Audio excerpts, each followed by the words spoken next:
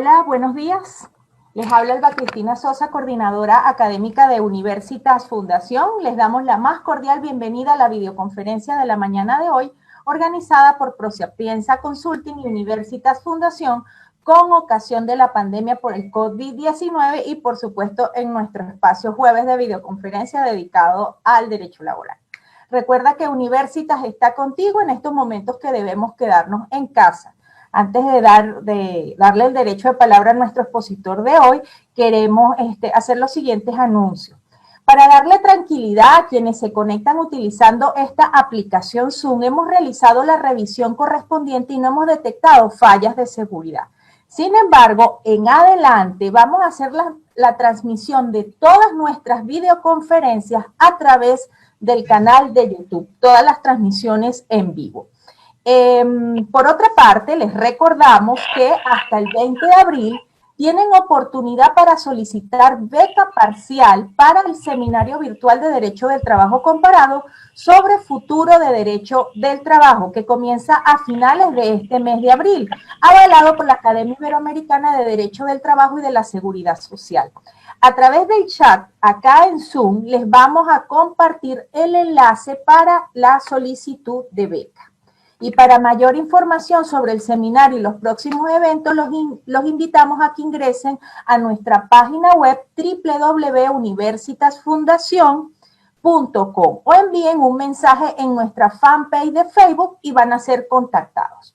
Bueno, el tema de la videoconferencia de hoy, tal como habíamos anunciado a través de nuestras redes sociales, es el impacto del COVID-19 en los derechos fundamentales laborales. En esta videoconferencia se hablará sobre el COVID-19 y su impacto en el mundo del trabajo, un enfoque desde los derechos fundamentales. Será un análisis de las normas de excepción y los derechos fundamentales, las libertades civiles y su incidencia en los trabajadores y trabajadoras, el bien común, el interés general, la preservación de la salud y el mercado. El encargado de hablar sobre este interesante tema es el profesor argentino David Duarte, quien es doctor en Derecho, profesor regular de la Universidad de Buenos Aires de grado, maestría y doctorado, con diplomado en estudios avanzados del doctorado en Economía Industrial y Relaciones Laborales de la Universidad de Castilla-La Mancha, España, profesor invitado de la Universidad de San Carlos de Guatemala en maestría y doctorado, y exsecretario letrado de la Procuración General de la Nación ante la Corte Suprema de Justicia de la Nación. Bueno, bienvenidos todos. Muchas gracias al doctor David Duarte por haber aceptado la invitación a compartir sobre este interesante tema en la mañana de hoy. Profesor, el micrófono es suyo. Adelante.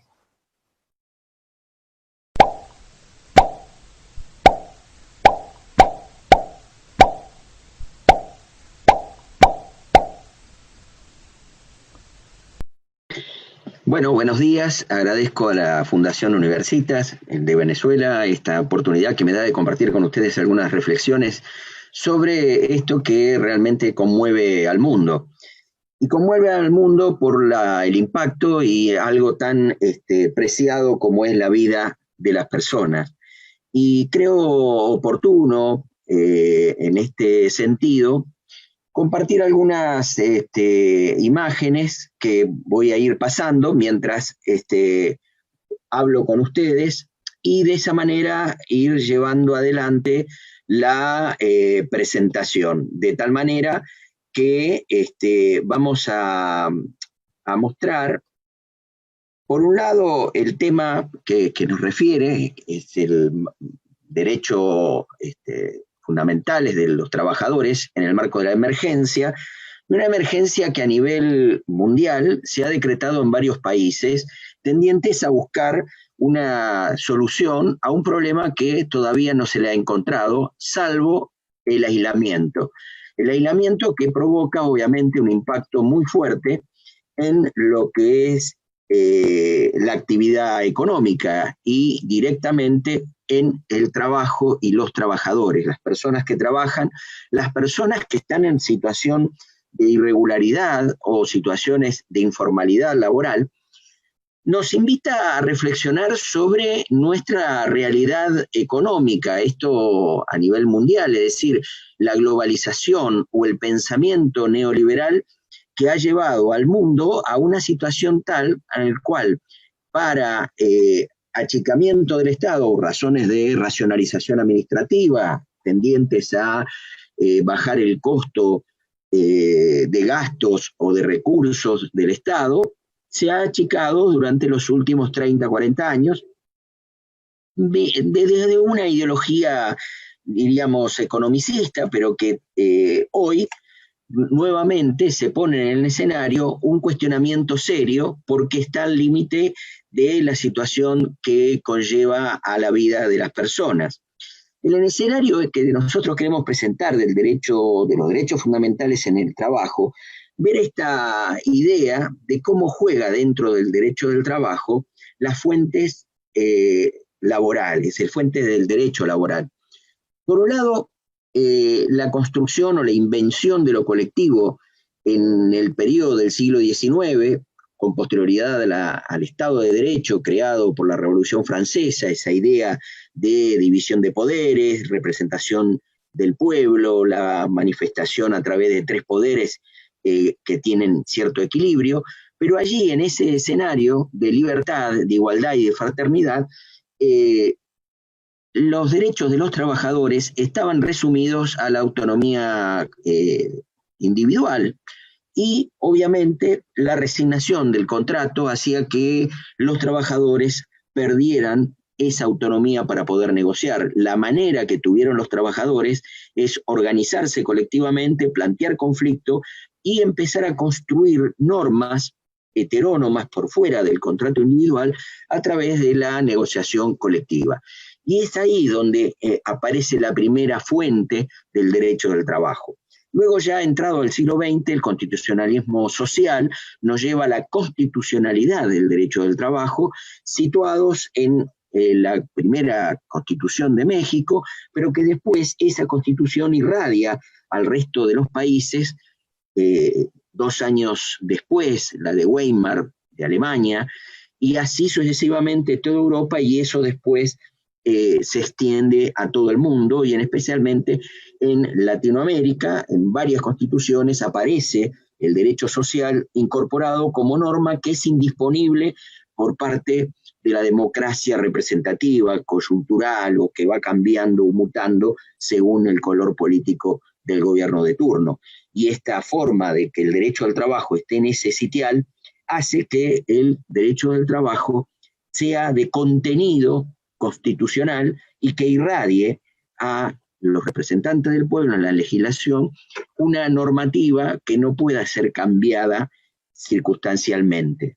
Pero este fenómeno se agiganta cuando aparece la Organización Internacional del Trabajo a través de la OIT en el 1919, donde allí las naciones del mundo entienden que no hay paz duradera sin justicia social. Justicia social es un concepto que luego las constituciones modernas van incorporando en ese derecho social constitucional, y la idea de justicia social perdura en el tiempo. Desde esa constitución de la OIT de 1919 se ratifica en 1944 en la Declaración de Filadelfia, y en la Declaración del Centenario, 100 años después, se vuelve a ratificar la justicia social como idea valorativa, concepto valorativo de los instrumentos internacionales, pero que también se incorporan en las constituciones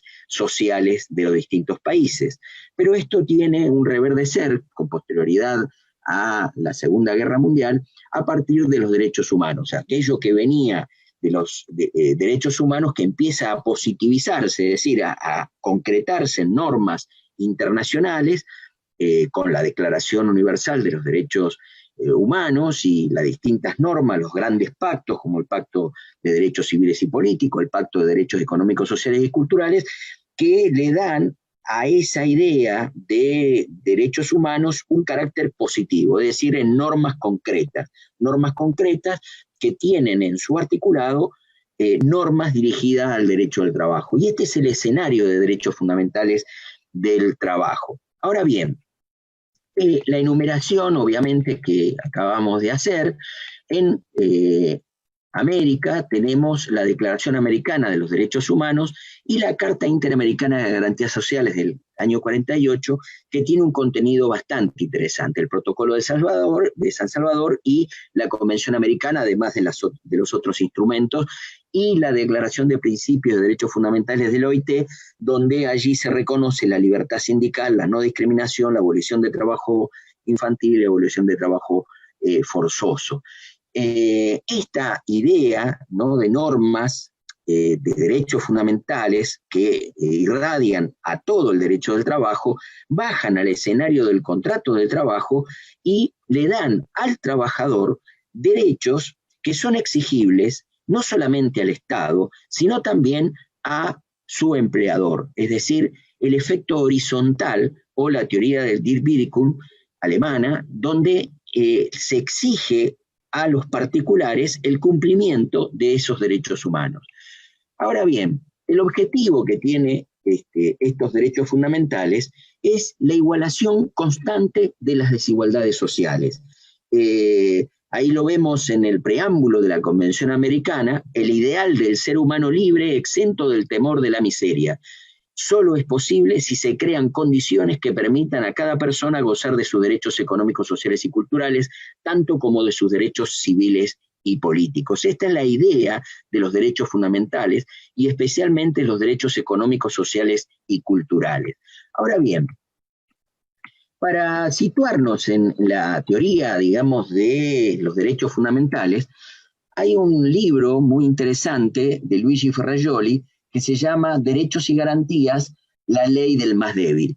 Libro de editorial Trota, que se puede conseguir fácilmente, pero este libro de Derechos y Garantías es muy interesante porque hace una teorización sobre la relación de los derechos fundamentales a lo largo de la historia, pero esta clasificación que él hace con estas 4 tesis dan importancia y relevancia a algo muy importante que ahora enseguida vamos a ver, de cómo impacta cuando tenemos normas de emergencia, situaciones como esta, en las relaciones entre particulares. Básicamente, en esta idea que nos presenta este virus, que la única solución momentánea es el aislamiento, genera una parálisis en la actividad económica, genera una parálisis en la actividad empresaria, pero también impacta en los trabajadores. Pero ahí vemos una cuestión, es decir, los derechos que están afectados involucran a toda la ciudadanía, a todos, con trabajo, sin trabajo, personas empresarias, personas trabajadoras, personas que tienen actividades indispensables o esenciales, como se llamó en Argentina, y de esta manera algunos que tienen que realizar actividades y otros que deben quedarse o permanecer en su casa. Pero esto genera un impacto muy fuerte. Y aquí es donde aparece la colisión de derechos.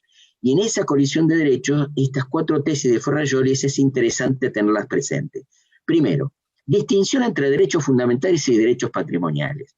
Los derechos fundamentales universales de base igualitaria e indisponible. Por ejemplo, el derecho a la vida, a la salud, son indisponibles. En cambio, los derechos patrimoniales son singulares, disponibles, ubicados en la base de la desigualdad jurídica. Y al ser disponibles, obviamente que pueden tener cierta intervención. Es decir, en la Corte Argentina, en la interpretación del derecho constitucional, siempre ha dicho que los derechos reconocidos en la primera parte de la Constitución, donde están esos derechos patrimoniales o económicos, individuales, son disponibles. Tienen obviamente cierto límite, pero esta disponibilidad hace que pongan en una diferencia respecto de aquellos derechos que son indisponibles, como la vida de las personas. Por otro lado, la dimensión sustancial de la democracia, el paradigma del Estado de Derecho, la tutela de la libertad y la propiedad, pero que se amplía al Estado social de derecho como derecho de expectativas vitales como la salud, la educación y la subsistencia. Y aquí sí es importante tener presente las políticas públicas del Estado destinadas a lograr estos fines de salud, educación y subsistencia de toda la población. Por otro lado, el carácter supranacional de gran parte de los derechos fundamentales y el derecho de ciudadanía forma parte de una subclase. Es decir, hay un derecho que va en cabeza de cada una de las personas y no necesita del Estado para su reconocimiento, sino que lo que tiene esa persona como derechos inherente a ella por el solo hecho de su existencia. Y la relación entre derechos y garantías, que cuando hay ausencia de garantías aparece la indebida laguna que debe ser colmada por el legislador, es decir, buscar formas de garantizar la realización de esos derechos fundamentales. Con estos cuatro tesis de Ferrajoli entramos directamente a hacer esta distinción o cambio de paradigma que debemos analizar. Recuerdan que nosotros habíamos hecho ese camino del Estado de Derecho, pasar al Estado social de Derecho, es decir, el constitucionalismo social, donde se incorporan esas normas, pero que todavía faltaba algo que significaba de cómo instrumentar, y bueno, en la medida que el legislador no lo reglamentaba, entonces esos derechos todavía estaban en expectativa. Sin embargo, el cambio de paradigma es cuando después de la revolución, de la Segunda Guerra Mundial, aparece en el escenario derechos fundamentales que es de base igualitaria, indisponible, que van dirigidos a las personas, y esta distinción del derecho patrimonial que venía del Estado de Derecho del siglo XIX, ¿no? Como singular, disponible, ubicado en la base de la desigualdad jurídica. Por eso esa evolución que tiene los derechos constitucionales en este estadio hace que las personas puedan exigir el cumplimiento y autoaplicación de esos derechos a través del mecanismo del control de constitucionalidad y el control de convencionalidad que deben realizar los jueces a la hora de aplicar o decir el derecho en un caso concreto. Ahora vamos a la pandemia. Es decir, nosotros tenemos en este año una situación realmente crítica que ha llevado a que los estados asumieran un rol. A partir de que la Organización Mundial de la Salud declara la pandemia, tenemos en un escenario 11 de marzo de este año, teníamos 118.000 infectados, 4.281 muertes en solamente 110 países. Argentina, a partir de ese dato de declaración de pandemia, toma, a partir de una norma que se había sancionado en diciembre sobre la emergencia económica, producto de 4 años de desolación en nuestro país, que lleva a una crisis económica bastante alta, con un avance del desempleo, y una prohibición del despido a través de un decreto, el decreto 34, en un marco, en un escenario de emergencia económica. Ahora bien, el 12 de marzo, a través de este decreto, se declara la emergencia sanitaria. En el siglo XX, y parte de este siglo XXI, estos 20 años, la declaración de emergencia se ha caracterizado por situaciones de economía, es decir, situaciones de estado de necesidad o situaciones donde el Poder Ejecutivo asume un rol legislativo para actuar desde el rol de poder de policía del Estado de una manera más enérgica, tratando de solventar determinadas crisis. El tema es que en Latinoamérica se ha caracterizado, por lo menos a lo largo del siglo XX, a través de golpes cívicos militares, es decir, a través de ideologías imperantes, a través de la fuerza, a través del terrorismo de Estado y el dictado de normas de emergencia. Con lo cual, cuando hablamos de normas de emergencia, siempre apuntamos al bien común, al interés general, pero guarda, tenemos que ver en cada caso y en cada caso concreto, cómo se define ese interés general y quién lo define, porque el interés general o el bien común es algo como un concepto bastante hueco, vacío, que necesita ser llenado. ¿Pero por quién es llenado ese vacío? Y lamentablemente siempre es llenado por el poder, y el poder se resume a través de la determinación de correlación de fuerzas que puede haber de las mayorías sobre ese poder. Y es la única manera de garantizar cierta objetividad y cierta razonabilidad en la manifestación de ese interés general o ese bien común. Por lo tanto, también hay que ver el contexto sociopolítico y económico de cada momento cuando se declara la emergencia en un contexto determinado. Por eso, ahí sí van a jugar un papel preponderante los derechos económicos, sociales y culturales. Luego vemos inmediatamente, fíjense las fechas, ¿no? En Argentina, al menos, pero uno cuando va transitando al resto de los países ve un escenario bastante complejo y cómo en este caso del COVID o del coronavirus nos genera un estado casi de desolación, donde se multiplican los infectados, donde se multiplican las personas fallecidas y ya se va extendiendo por todos los países. Y ahí es donde la Argentina decide el aislamiento social y obligatorio, que significa un impacto directo en la situación económica, en la actividad económica y por ende también en la situación de los trabajadores. Con esta norma, lo que ha hecho, por lo menos en Argentina, es preservar el salario de los trabajadores. Pero en el escenario del dictado de esta norma y el parate de la actividad, por lo menos de aquellas que no eran esenciales, se genera por parte del sector empresario despidos y suspensiones. Por eso, el 31 de marzo, el gobierno dicta otro decreto de necesidad y urgencia, que son normas, decretos de necesidad y urgencia dictadas siempre en situaciones de emergencia y que fue reglamentado por la reforma constitucional del año 94, siempre que tenga un control del poder legislativo, del otro poder del Estado, a través de una comisión bicameral.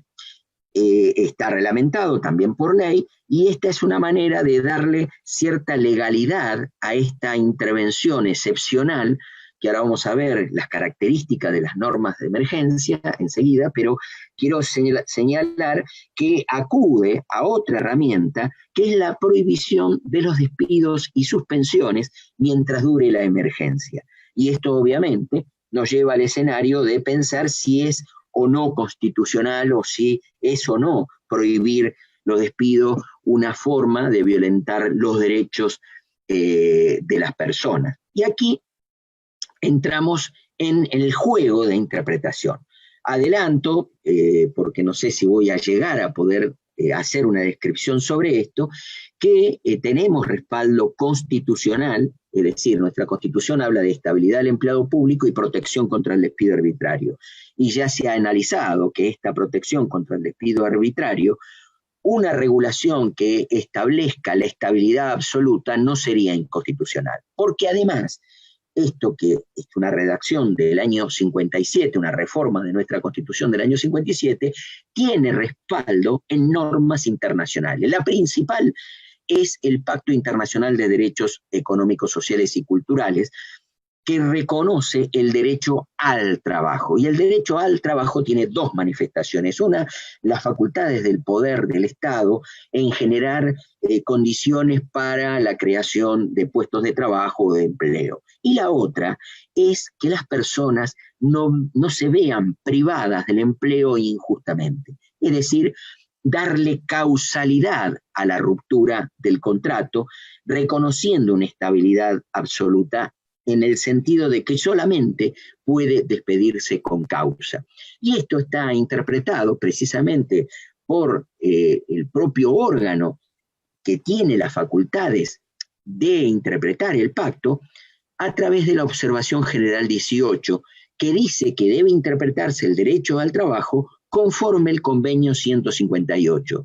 Y esto es una herramienta jurídica para aquellos países que no tienen ratificado el Convenio 158, pero que sí tienen incorporado el Pacto Internacional de Derechos Económicos, Sociales y Culturales, que le da respaldo a este derecho al trabajo de que solo se puede despedir con causa. Pero en el continente americano, nosotros tenemos el Protocolo de San Salvador, artículo 7, inciso D, que concretamente dice que nadie puede verse privado del empleo injustamente y que tiene derecho a la reinstalación al empleo en caso de verse privado por esto, y deja librada la legislación de cada uno de los países.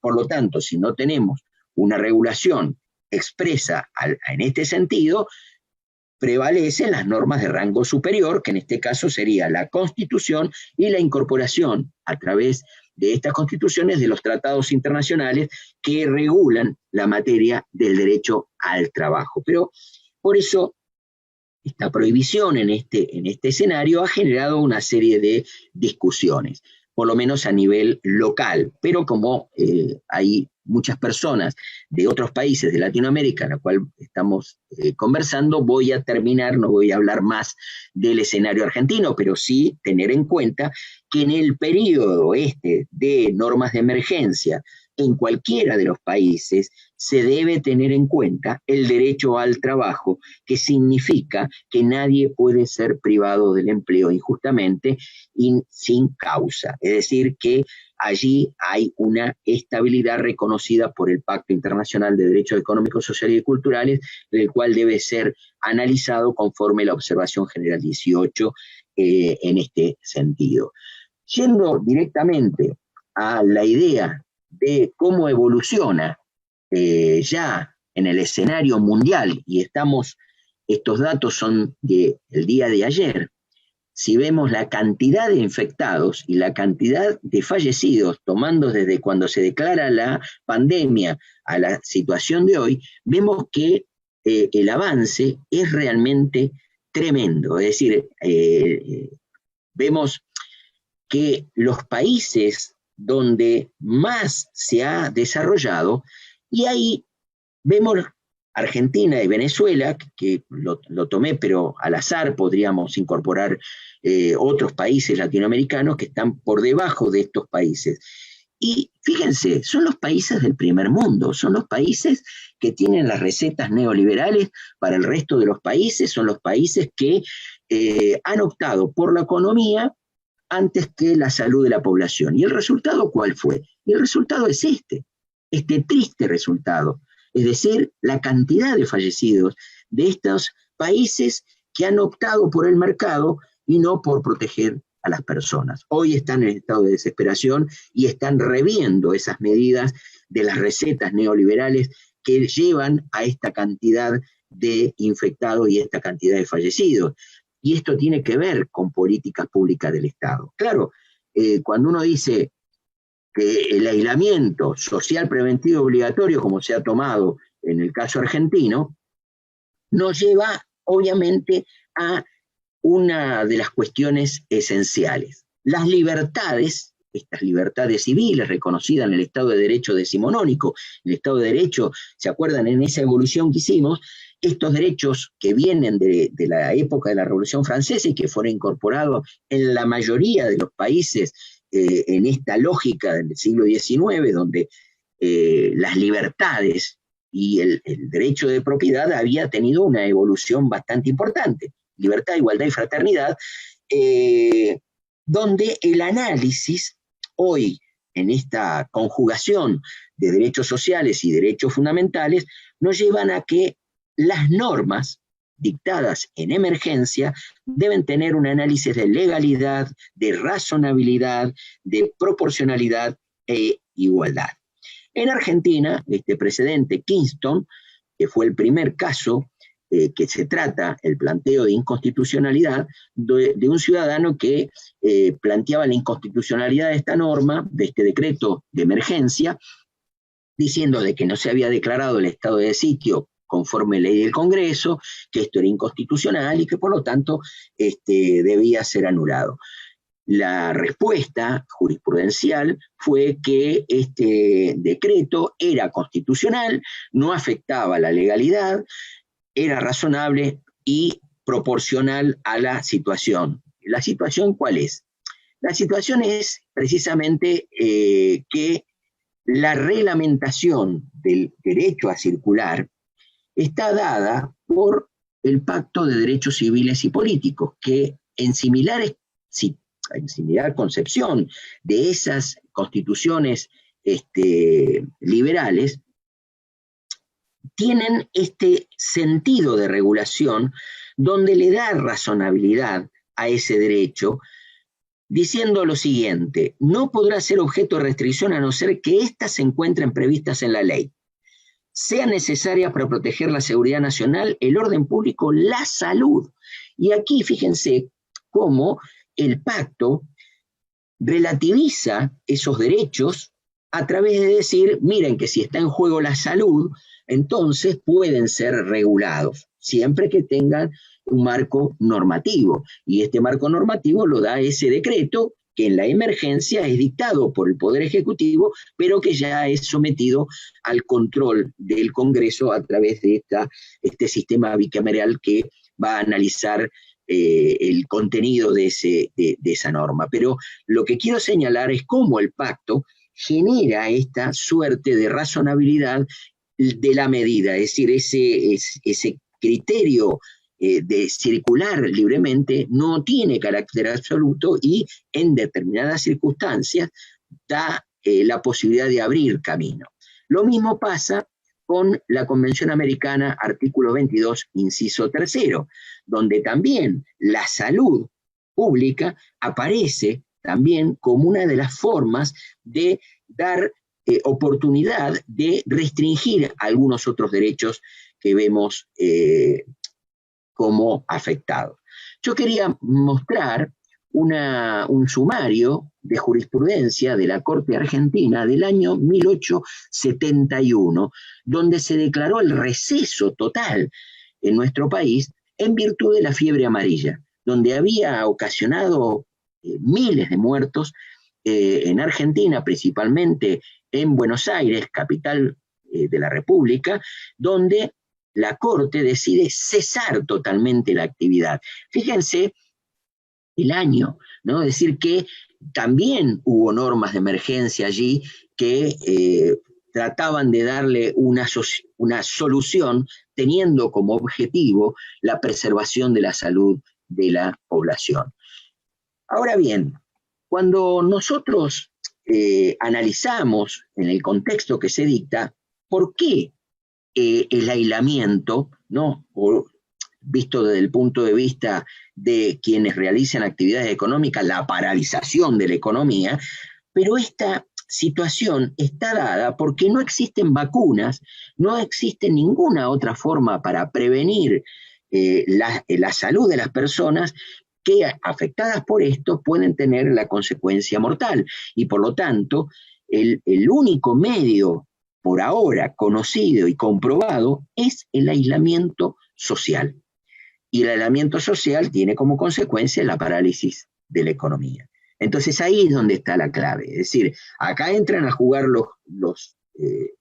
las cuestiones estas que nosotros decíamos como tres principios básicos que debemos analizar en la doctrina de emergencia y los derechos fundamentales. Primero, el principio de legalidad, es decir, que haya una norma, que esta norma sea dictada por un órgano competente. En este caso, en la emergencia, a través de la Constitución, le reconoce al Poder Ejecutivo que en situación de emergencia puede dictar normas siempre y cuando se someta al control del Congreso. Principio de razonabilidad, el medio utilizado y el fin perseguido. Lo vimos en esta idea de que el aislamiento es lo único, por lo tanto se van a ver afectados los derechos de libre circulación. Y por otro lado, el principio de igualdad, es decir, dar la aplicación a esto para todos, haciendo excepciones, como por ejemplo personal de seguridad, personal de salud, vinculadas a la provisión de alimentos para la población. Por lo tanto, hay actividades que en el contexto de la emergencia son esenciales y que por lo tanto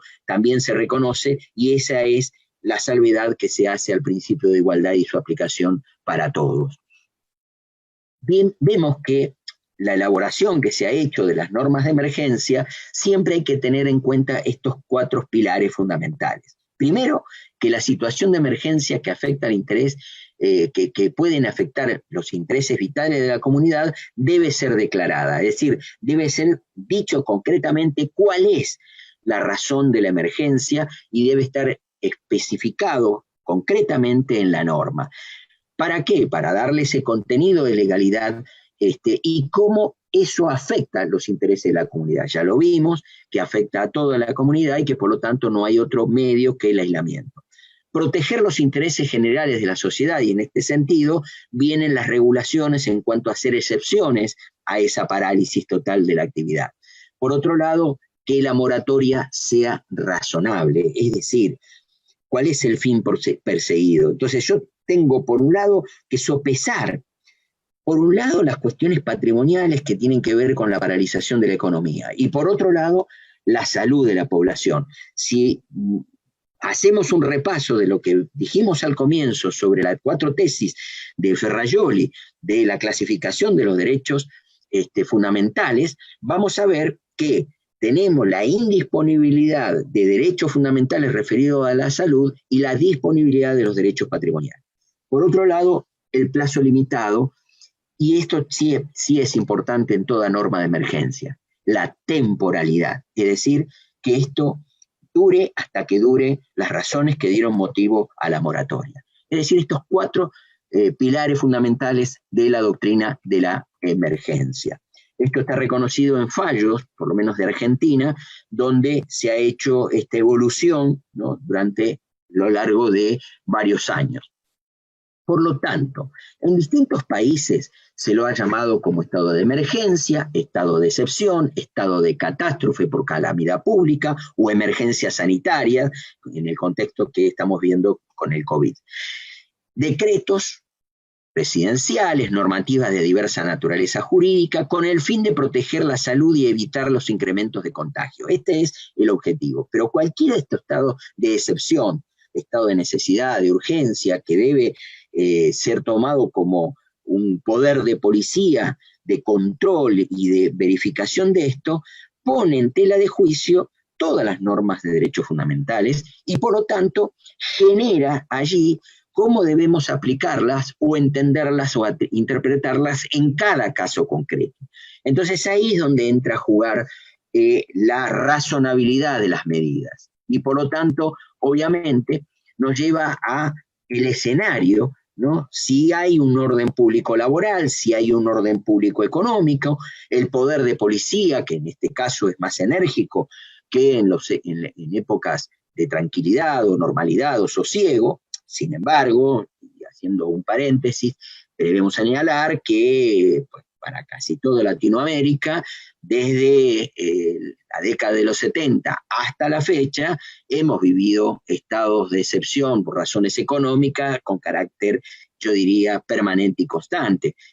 Si revisamos Latinoamérica, vamos a encontrar esa situación siempre de emergencia, siempre de sometimiento, donde obviamente el escenario político, social y económico mundial ha llevado a generar estos rispideces o choques. Entonces la pregunta, ¿son antagónicos o complementarios? ¿Qué es el orden público laboral, el orden público económico, interés general, bien común? Bueno, esto, como decíamos, se define según el poder o el color político de quien detenta el poder y la correlación de fuerzas que hagan las mayorías respecto de ese poder. Y ahí es donde se va a definir si lo que va a prevalecer son los derechos económicos, sociales y culturales o va a prevalecer las reglas del mercado. Y esto es, obviamente, de cómo vamos a utilizar el orden público económico, porque ese orden público económico, cuando quiere imponerse a los derechos sociales, generamos allí incongruencias. Esas incongruencias es la que tenemos que estar en estado de alerta. ¿Por qué? Porque uno puede entender que debe protegerse la propiedad, debe protegerse la libertad de contratar, debe protegerse las libertades patrimoniales, pero también debe entenderse que en esa lógica de los derechos fundamentales, de la preservación y tutela y protección de las partes vulnerables o los sectores vulnerables de la sociedad, lleva a tener políticas activas del Estado tendientes a regular esas desigualdades que existen de hecho en la sociedad. Y las políticas públicas, obviamente, tienen que tender a la igualación constante de esas desigualdades. ¿Y qué es lo que vamos a tener entonces en cuenta en ese interés general? Primero, que no se puede afectar la dignidad de las personas. Y la dignidad, ¿no? De las personas es el elemento valorativo central o eje central que debemos tener en cuenta.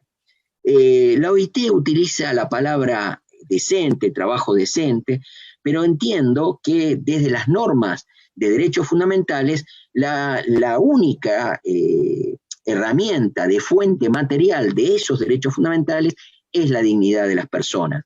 No es la decencia como concepto, sino la dignidad de las personas, desde la Declaración Universal de los Derechos Humanos, donde aparece en el preámbulo y en su articulado, y luego en casi todas las normas internacionales de derechos fundamentales o de derechos humanos, positivizados, donde la dignidad aparece como eje donde se asientan todos estos derechos. Es decir, es fuente material de los derechos fundamentales. Por lo tanto, se debe proteger la dignidad de las personas. Y en esto, obviamente, cuando hablamos de los ingresos de las personas, del salario de las personas, hablamos de salario digno.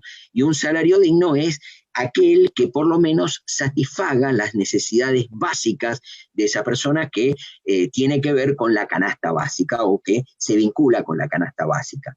Creo que en esto tanto la Constitución de Argentina como la Constitución de Venezuela tiene estos objetivos primordiales. Por un lado, la dignidad, pero por el otro también la justicia social. Concepto que lo habíamos referenciado a partir de la Constitución de la Organización Internacional del Trabajo y que durante los 100 años de existencia de la Organización Internacional del Trabajo, la justicia social fue lo que motorizó esas normas de derechos sociales. Pero esto se agigantó con los pactos, los grandes pactos de la década del 60, del Pacto Internacional de Derechos Económicos, Sociales y Culturales, con la Convención Americana de Derechos Humanos y el Protocolo de San Salvador, donde tenemos allí la justicia social como el mecanismo o el medio por el cual se logra el bienestar general, es decir, la felicidad del pueblo. Es la manera o el fin último que tratamos de promover ese bienestar general. Y ese bienestar general se promueve con políticas destinadas a los derechos económicos, sociales y culturales, cuya herramienta es la justicia social. Por lo tanto, los dos componentes valorativos de los derechos fundamentales es la dignidad de las personas y la justicia social. En esa idea, tenemos que tener en cuenta que el estado de excepción puede subvertir el Estado social de derecho. Entonces, y esto lo dice Giorgio Agamben, que es un filósofo italiano, tiene un librito que se llama así, Estado de excepción, donde hace todo un análisis histórico desde Grecia antigua, cuando se instauraba la dictadura por 6 meses, en momentos de coyuntura determinada, y cómo a lo largo de la historia el estado de excepción llevó a situaciones a veces de abuso de poder. Por lo tanto, ahí tenemos que también tener muy en cuenta que los derechos y garantías de las personas no se suspenden, sino que hay que morigerarlo, modularlo, dicen los españoles, ponderarlos, dice la doctrina alemana, debemos analizarlos en el contexto al ser aplicado. Y aquí hay que tener en cuenta cómo fue evolucionando la historia de la humanidad en ese sentido. Por eso es importante tener presente que esto es, de alguna manera, como herramienta de interpretación de derechos fundamentales, tener en cuenta la dignidad de la persona y la justicia social. Estado de excepción que puede subvertir el Estado social de derechos, dos perspectivas, como la suspensión provisoria de derecho o bien como una suspensión más prolongada que adquiere la forma de dictadura, que en algunos casos se traducen en la supresión prácticamente indefinida que vuelve regular, con lo cual, si nosotros estamos en permanente estado de excepción, en realidad caemos en un totalitarismo. Eso es lo que hay que evitar. Por eso decíamos, dentro de lo que es la lógica de las normas de emergencia, siempre tener presente que tienen que ser con carácter temporal. Y esta lógica, ¿no?, teniendo en cuenta que no puede permanecerse en el tiempo. Pero allí juega lo que decíamos de los derechos fundamentales referidos a aquellos derechos humanos que son indisponibles y que por lo tanto, al ser indisponible, no es solamente indisponible para las partes, sino también para el Estado, aún en estado de excepción. ¿Cuáles son los riesgos del estado de excepción? Es esto que decíamos, que cuando el derecho se transforma en hechos concretos y el poder del Estado actúa de manera más enérgica, tener siempre presente de que no caiga en situaciones de abuso o autoritarismo. Pero por eso volvemos a señalar, fíjense que el estado de excepción tuvimos el primer impacto a través de esta imposición del neoliberalismo o el autoritarismo capitalista a partir de el golpe militar de Pinochet. Allí Pinochet, después de haber matado prácticamente a casi todos representantes sociales, asesinado en el año 73, se instaura en el poder un modelo económico. Es decir, la idea del libre mercado como fenómeno, achicamiento del Estado, achicamiento del rol del Estado, se empieza a instaurar a través de normas de emergencia. Es decir, Pinochet asume el poder en una situación de emergencia económica y produce un shock, un impacto. Por eso el libro de Noemi Klein, donde analiza la doctrina del shock como impacto social, a través, ¿cuál fue el impacto? El secuestro y asesinato de personas. Meter dentro de un estadio grandes cantidades de personas. Y esto que sucedió en Chile, luego se va irradiando en toda Latinoamérica.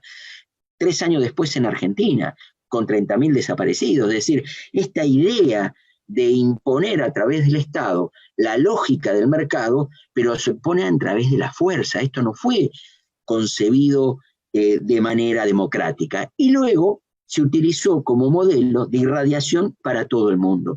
Y esto es lo crítico, y esto es lo que hay que poner en cuestión. Cuando decíamos cuál es el contenido del interés general, cuál es el contenido del bien común al cual yo voy a dirigir esas políticas públicas. Por eso hay que tener siempre presente que la lógica de funcionamiento del Estado de Derecho tiene que tener en cuenta estos aspectos. Recomiendo este libro, Noemi Klein, La doctrina del shock, el auge del capitalismo del desastre. Ahora bien, fíjense ustedes, en el año 2008, que teníamos la crisis del 2008, los países en el cual está, bueno, Argentina, Brasil, Chile, Colombia, Costa Rica, Ecuador, Salvador, España, Guatemala, Honduras, países iberoamericanos, ¿no? República Dominicana, Uruguay, Venezuela, Perú, Portugal.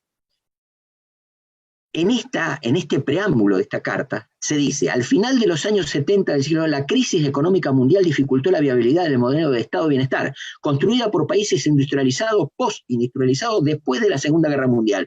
Surgió una propuesta de corte neoliberal, conservador, que perseguía restablecer el equilibrio fiscal y la balanza de pago de los países en crisis.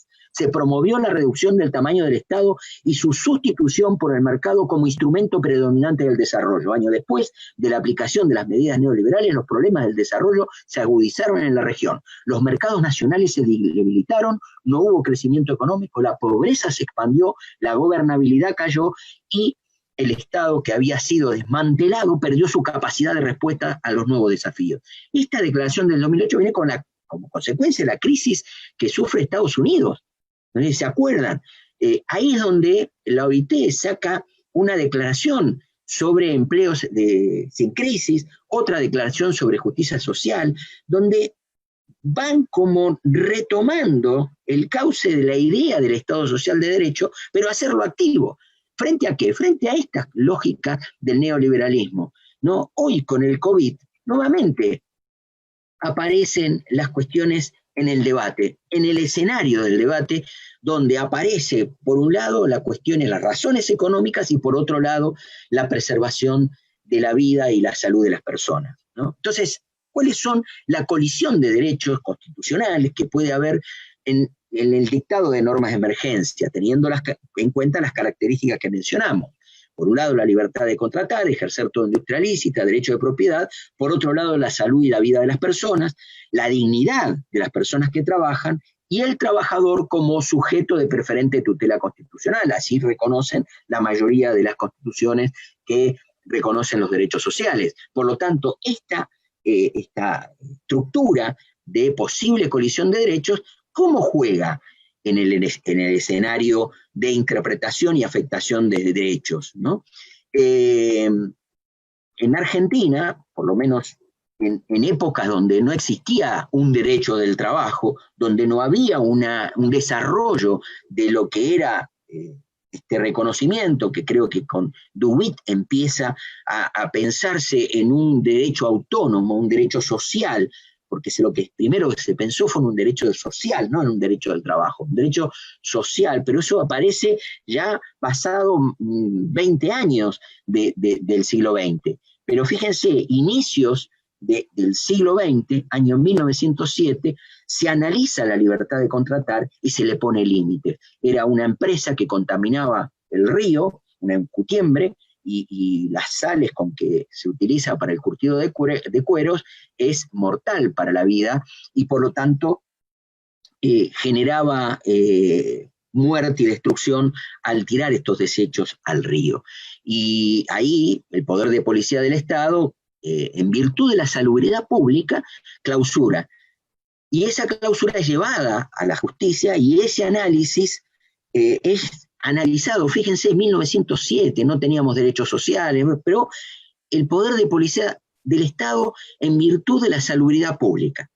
Y ahí esta idea, ¿no?, de hacer prevalecer el interés general en protección de la comunidad y haciendo regular o limitando las libertades que supuestamente tenían las empresas en la producción del curtido de cueros. Luego, 10 años después, otro fallo, 1917, sobre la libertad de industria, y dice, bueno, esta libertad de industria tiene que hacerse conforme el ordenamiento jurídico, ¿no? Pero es importante tener en cuenta que a lo largo de la historia, los derechos y libertades han tenido su limitación. Por ejemplo, este otro precedente que se cita un fallo de la Corte de Estados Unidos tiene su importancia también, ¿no?, en el sentido de la libertad de contratar, ¿no? Dice, y el derecho de propiedad, que esgrime frente a qué, a la norma del Estado, década del 60, el Estado había fijado un salario mínimo vital y móvil, y fue un empresario y dice, no, pero ¿por qué el Estado me va a imponer a mí cuál es el precio del contrato? Yo a este contrato lo fijo por otro valor y el Estado no tiene por qué meterse en mis libertades. Y allí la Corte de Estados Unidos y luego la Corte de Argentina, planteos similares en ambos países, pero solución también similar, cuando entra en conflicto aquella libertad con la libertad contra la opresión del empleado o obrero, esta última debe prevalecer sobre aquella porque así lo requieren los principios que fundan un ordenamiento social justo. Esta idea, fíjense, década del 60, esta idea es la que nosotros debemos tener en cuenta cuando estas normas afectan los derechos fundamentales y entran en juego allí las libertades de las personas. Otro criterio que a tener en cuenta también respecto a los derechos fundamentales es la exigibilidad horizontal. Es decir, tradicionalmente los derechos fundamentales siempre serán exigidos al Estado, que el Estado regule, que el Estado contemple, que el Estado reglamente, pero ahora también, y este es el cambio de paradigma, la exigibilidad horizontal entre particulares, la exigencia del cumplimiento y respeto de los derechos fundamentales. Y esto nos lleva a cierta idea que plasmó un fallo donde en Argentina un sindicato plantea la inconstitucionalidad de una norma de emergencia que rebajaba los salarios en un contexto de economía en crisis. Y ahí aparece nuevamente un análisis que se hace desde la perspectiva de los derechos económicos, sociales y culturales. Y ahí hace prevalecer diciendo que estos derechos económicos, sociales y culturales tienen una urgencia mayor y no menor en las circunstancias de cada una de las personas que viven de un ingreso salarial. Y ahí lo que se dice es protección de las capas vulnerables de la población. Es precisamente el objetivo básico del ajuste económico. Y se cita el Comité de Derechos Económicos, Sociales y Culturales, observación general número 2, donde en estos párrafos, sintéticamente, lo que se habla es de protección de las capas vulnerables de la población.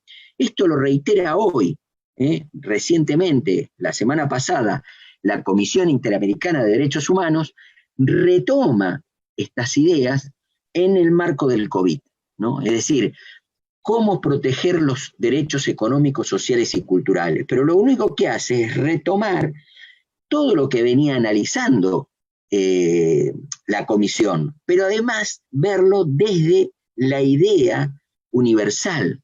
¿Por qué? Porque los derechos fundamentales tienen carácter universal, son interdependientes y que por lo tanto autoaplicativos y que en cualquier escenario debe tenerse en cuenta el principio pro persona o pro homine. Este principio pro persona es aquel por el cual cuando hay un derecho fundamental en juego, convoca, invita al resto de los derechos fundamentales regulados, que pueden ser la Declaración Europea de Derechos Humanos, como puede ser la Declaración Universal de los Derechos Humanos, aun cuando esté en juego la Convención Americana, y articula esos otros derechos fundamentales. Si mejor protegen, ese va a ser el aplicado.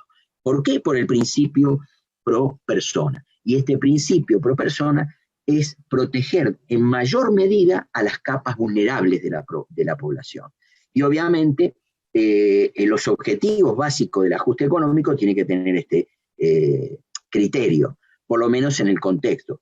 Nosotros en este momento estamos en un contexto de protección de la salud de las personas, pero con un impacto directo en la actividad económica, que ya veníamos en una situación de crisis económica y ya veníamos con una norma de emergencia económica. Fíjense la gravedad del escenario en todo el mundo, del impacto económico que esto significa. Pero en esto hay que tener en cuenta estos derechos económicos, sociales y culturales para proteger a las capas vulnerables de la población.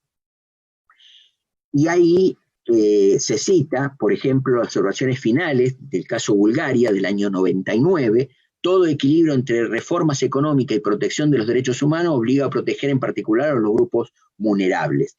Y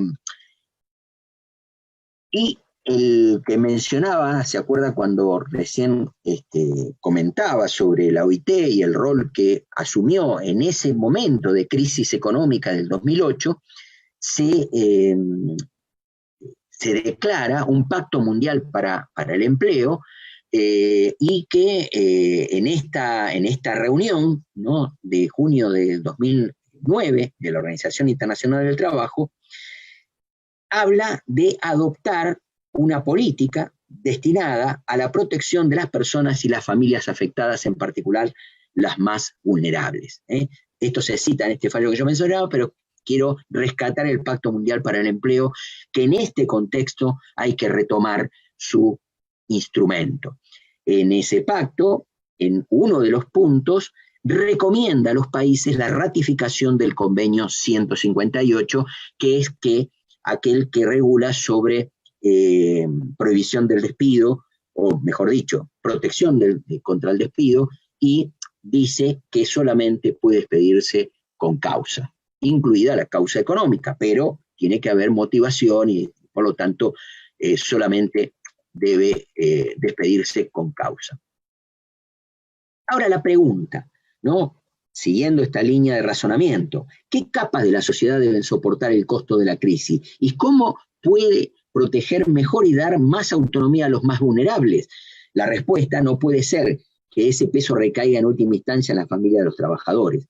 Esto se dijo en otro precedente de la Corte Argentina, pero también rescata esta idea de cómo interpretar estos derechos económicos, sociales y culturales. Y esta idea de a quién debe protegerse es precisamente en este escenario de crisis económica, donde lo primero que han hecho las empresas es despidos, suspensiones, y ahí es donde tiene que aparecer esos derechos fundamentales protegiendo a estas personas. En Argentina se está tratando, a través de distintos decretos, por un lado prohibir el despido, prohibir las suspensiones, igual de hecho, y esto es lo más grave de todo, que por más que haya regulación, de hecho una empresa deja de pagar y por lo tanto el argumento de la empresa, bueno, dejo de pagar porque no vendo, no coloco mis productos, por lo tanto no tengo ingreso económico, no puedo pagar salario. Se han buscado formas de generar créditos, hay problemas con los bancos que las empresas no califican, discusiones entre el gobierno y los bancos, discusiones entre los trabajadores que se quedan sin trabajo y que no tienen ingresos. Se está pensando en ayudas sociales. Fíjense, Estados Unidos, que es el promotor de todas estas ideas neoliberales, ahora está pensando en la asignación universal por hijos, instrumento que en Argentina ya viene aplicándose desde hace mucho tiempo. Pero claro, el tema es cómo analizarlo en el contexto. Fíjense que nosotros en Argentina tenemos un 35% de personas que trabajan en el sector formal, pero que no están registradas, que son informales, por decirlo de alguna manera.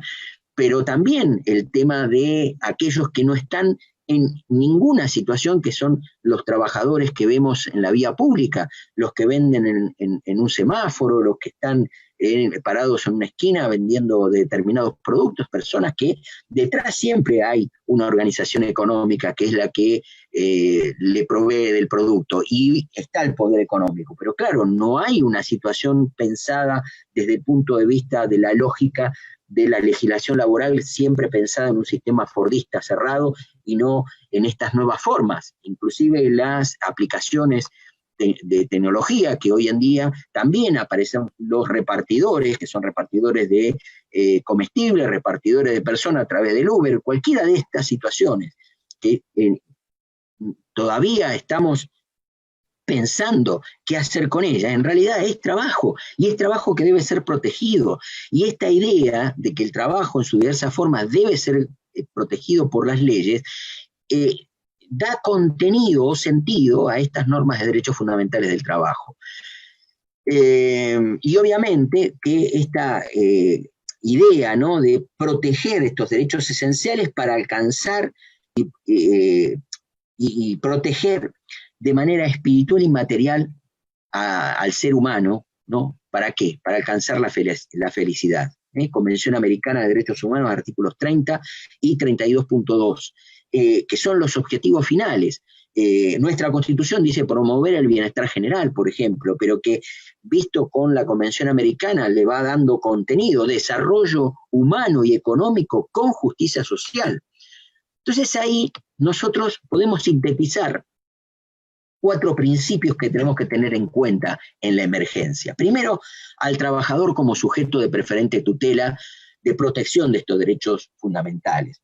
Luego, el bienestar general con justicia social. Los principios de progresividad para el desarrollo de los derechos económicos y sociales de los trabajadores. Principio de progresividad que está en el Pacto Internacional de Derechos Económicos, Sociales y Culturales, que también está en el artículo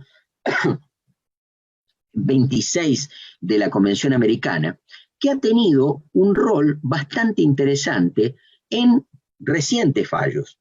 A partir del año 2017, en un caso llamado Lagos del Campo, le siguió otro, Petroperú, y después hubo un tercero que creo que es contra Venezuela, pero que lo que hay que tener en cuenta allí es que por primera vez, en ese caso Lagos del Campo, en el año 2017, la Corte Interamericana de Derechos Humanos le da sentido a ese artículo 26 cuando remite a los derechos económicos, sociales y culturales y rescata este principio de progresividad y el derecho al trabajo, en la idea que nosotros mencionamos del Pacto Internacional del Derecho al Trabajo conforme a la Observación General 18. Por eso es importante la idea del principio de progresividad, que tiene sus dos manifestaciones, de ir avanzando en esa igualación constante de las desigualdades sociales y no retroceder en ellas, ¿no? Tener una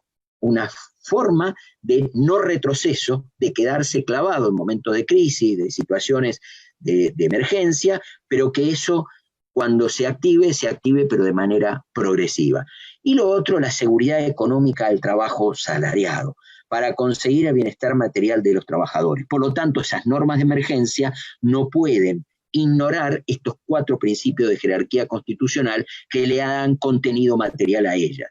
Pero si esto lo vemos desde los derechos fundamentales, vamos a encontrar los 3 pilares fundamentales. Por un lado, las medidas de acción positiva del Estado. En esa lógica de progresividad que decíamos, tiene que haber un rol activo del Estado. Por otro lado, la responsabilidad en respetar los derechos laborales y lo que habíamos señalado del principio pro persona, llamado pro homine, pero el principio pro persona, por el cual deben aplicarse aquellos derechos que mejor protejan a la persona humana. En esta idea del ritmo universal de los derechos humanos, o sea, los derechos fundamentales positivizados, nos lleva a una idea de justicia, ¿no? Un ritmo universal de justicia, que se lo llama derecho internacional de estos derechos humanos, y obviamente que son aplicados a cada caso concreto y deben ser analizados en cada caso concreto. ¿Por qué? Porque celebrado un contrato de trabajo, el trabajador no pierde esos derechos, no los deja en la puerta de la empresa, van con la persona, van con el ser humano, y por lo tanto, allí, al jugar la dignidad como eje y fuente, todos los derechos humanos van a proteger y tutelar esa dignidad de la persona. En esta idea, ¿no?, de recuperar al ser humano en su dignidad, rescatamos este preámbulo de la Declaración Universal de los Derechos Humanos, y luego todas las normas internacionales de derechos fundamentales repite el tema de la dignidad intrínseca de la persona.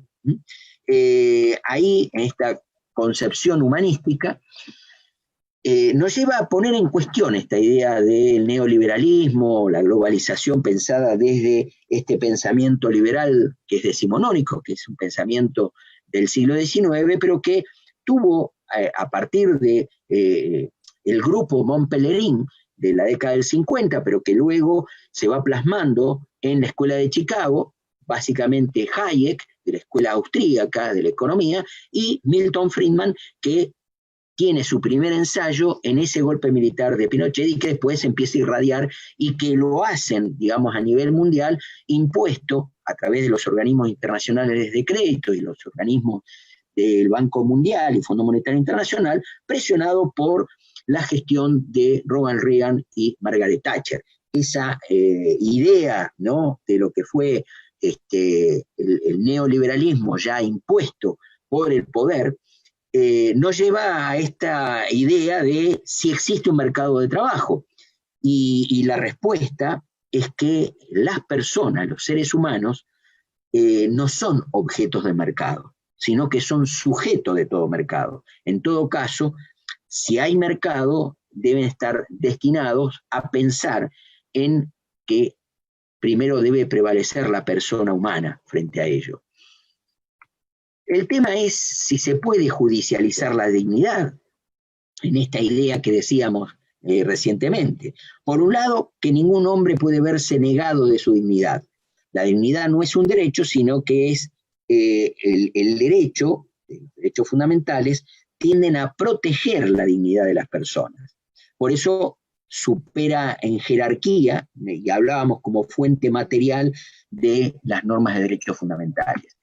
Y esta causa fuente, digamos, es la que le da contenido a las normas de derechos fundamentales. Y en esta idea, clave laboral, ¿no?, que no queda en la puerta de la empresa, sino que van con la persona.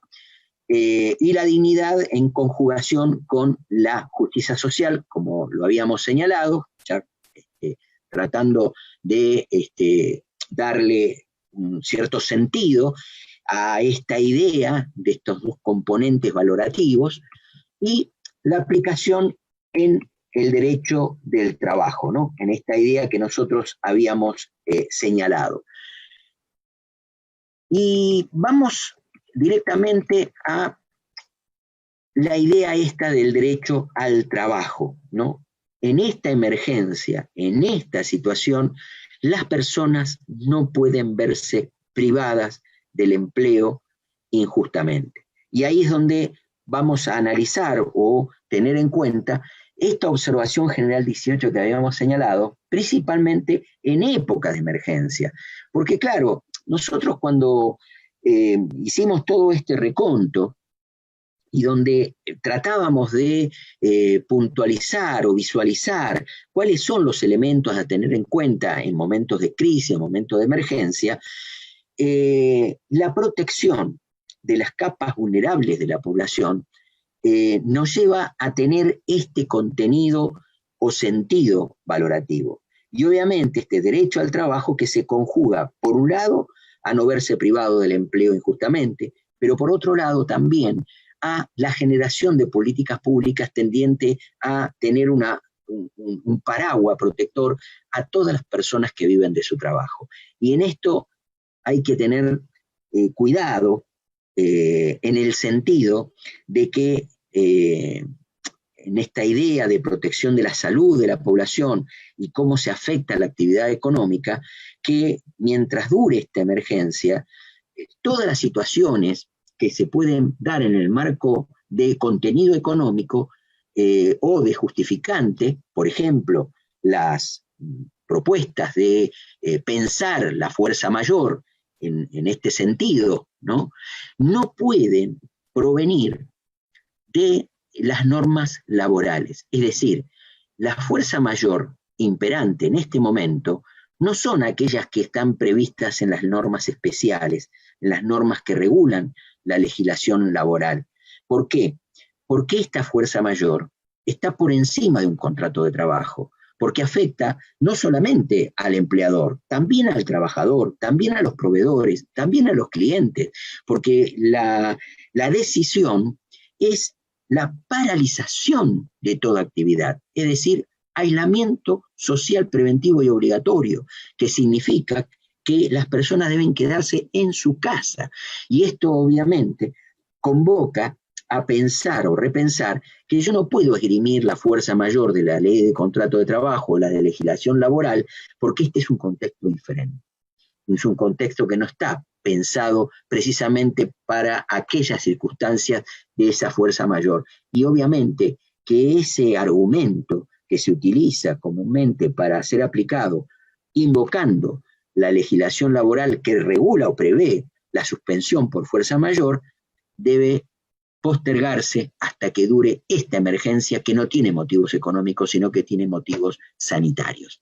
¿Que tiene efectos económicos? Bueno, se verá una vez que concluyan los efectos de las razones sanitarias.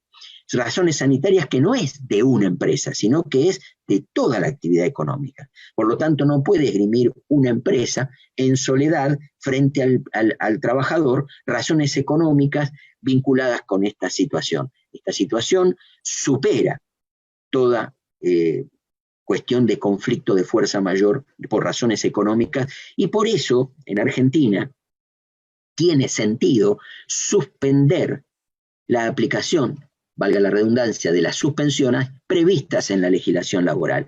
Tiene este sentido. No se puede esgrimir la fuerza mayor de razones económicas de los contratos laborales previsto en la legislación laboral cuando se trata de una emergencia sanitaria que involucra a toda la población y estamos en un contexto totalmente diferente. Por lo tanto, aquí el derecho al trabajo funciona plenamente. Los casos, por ejemplo, de periodo de prueba o momentos, bueno, también están suspendidos. Por lo tanto, no se puede extinguir un vínculo o una relación de trabajo mientras dure la emergencia sanitaria en esta, porque es un aislamiento social preventivo obligatorio, es decir, es para todos. Y entonces ahí entran a jugar estos principios que habíamos mencionado al comienzo. Bueno, muchas gracias y estoy abierto para las consultas o preguntas que tengan desde allí.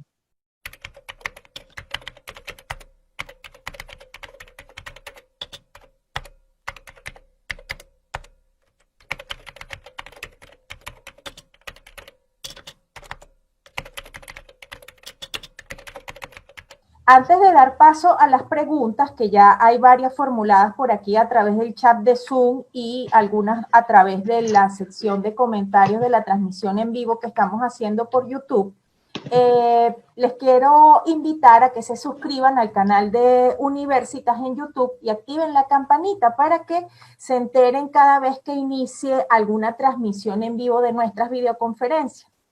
Por otra parte, los invitamos a que se unan al grupo de Telegram denominado Jueves de Videoconferencia. Ya por allí se les copió el enlace tanto en Zoom como por el canal de YouTube. Y con esto recibirán información sobre las videoconferencias que están previstas, que están en pauta, en agenda. Y queremos recordar las videoconferencias de acceso gratuito que quedan por el resto de esta semana. Todas las horas que voy a indicar es según la hora Venezuela. Daniel Urosa, profesora de la Católica Andrés Bello de Caracas, va a hablar sobre cortes constitucionales y regímenes autoritarios hoy a las 4 de la tarde.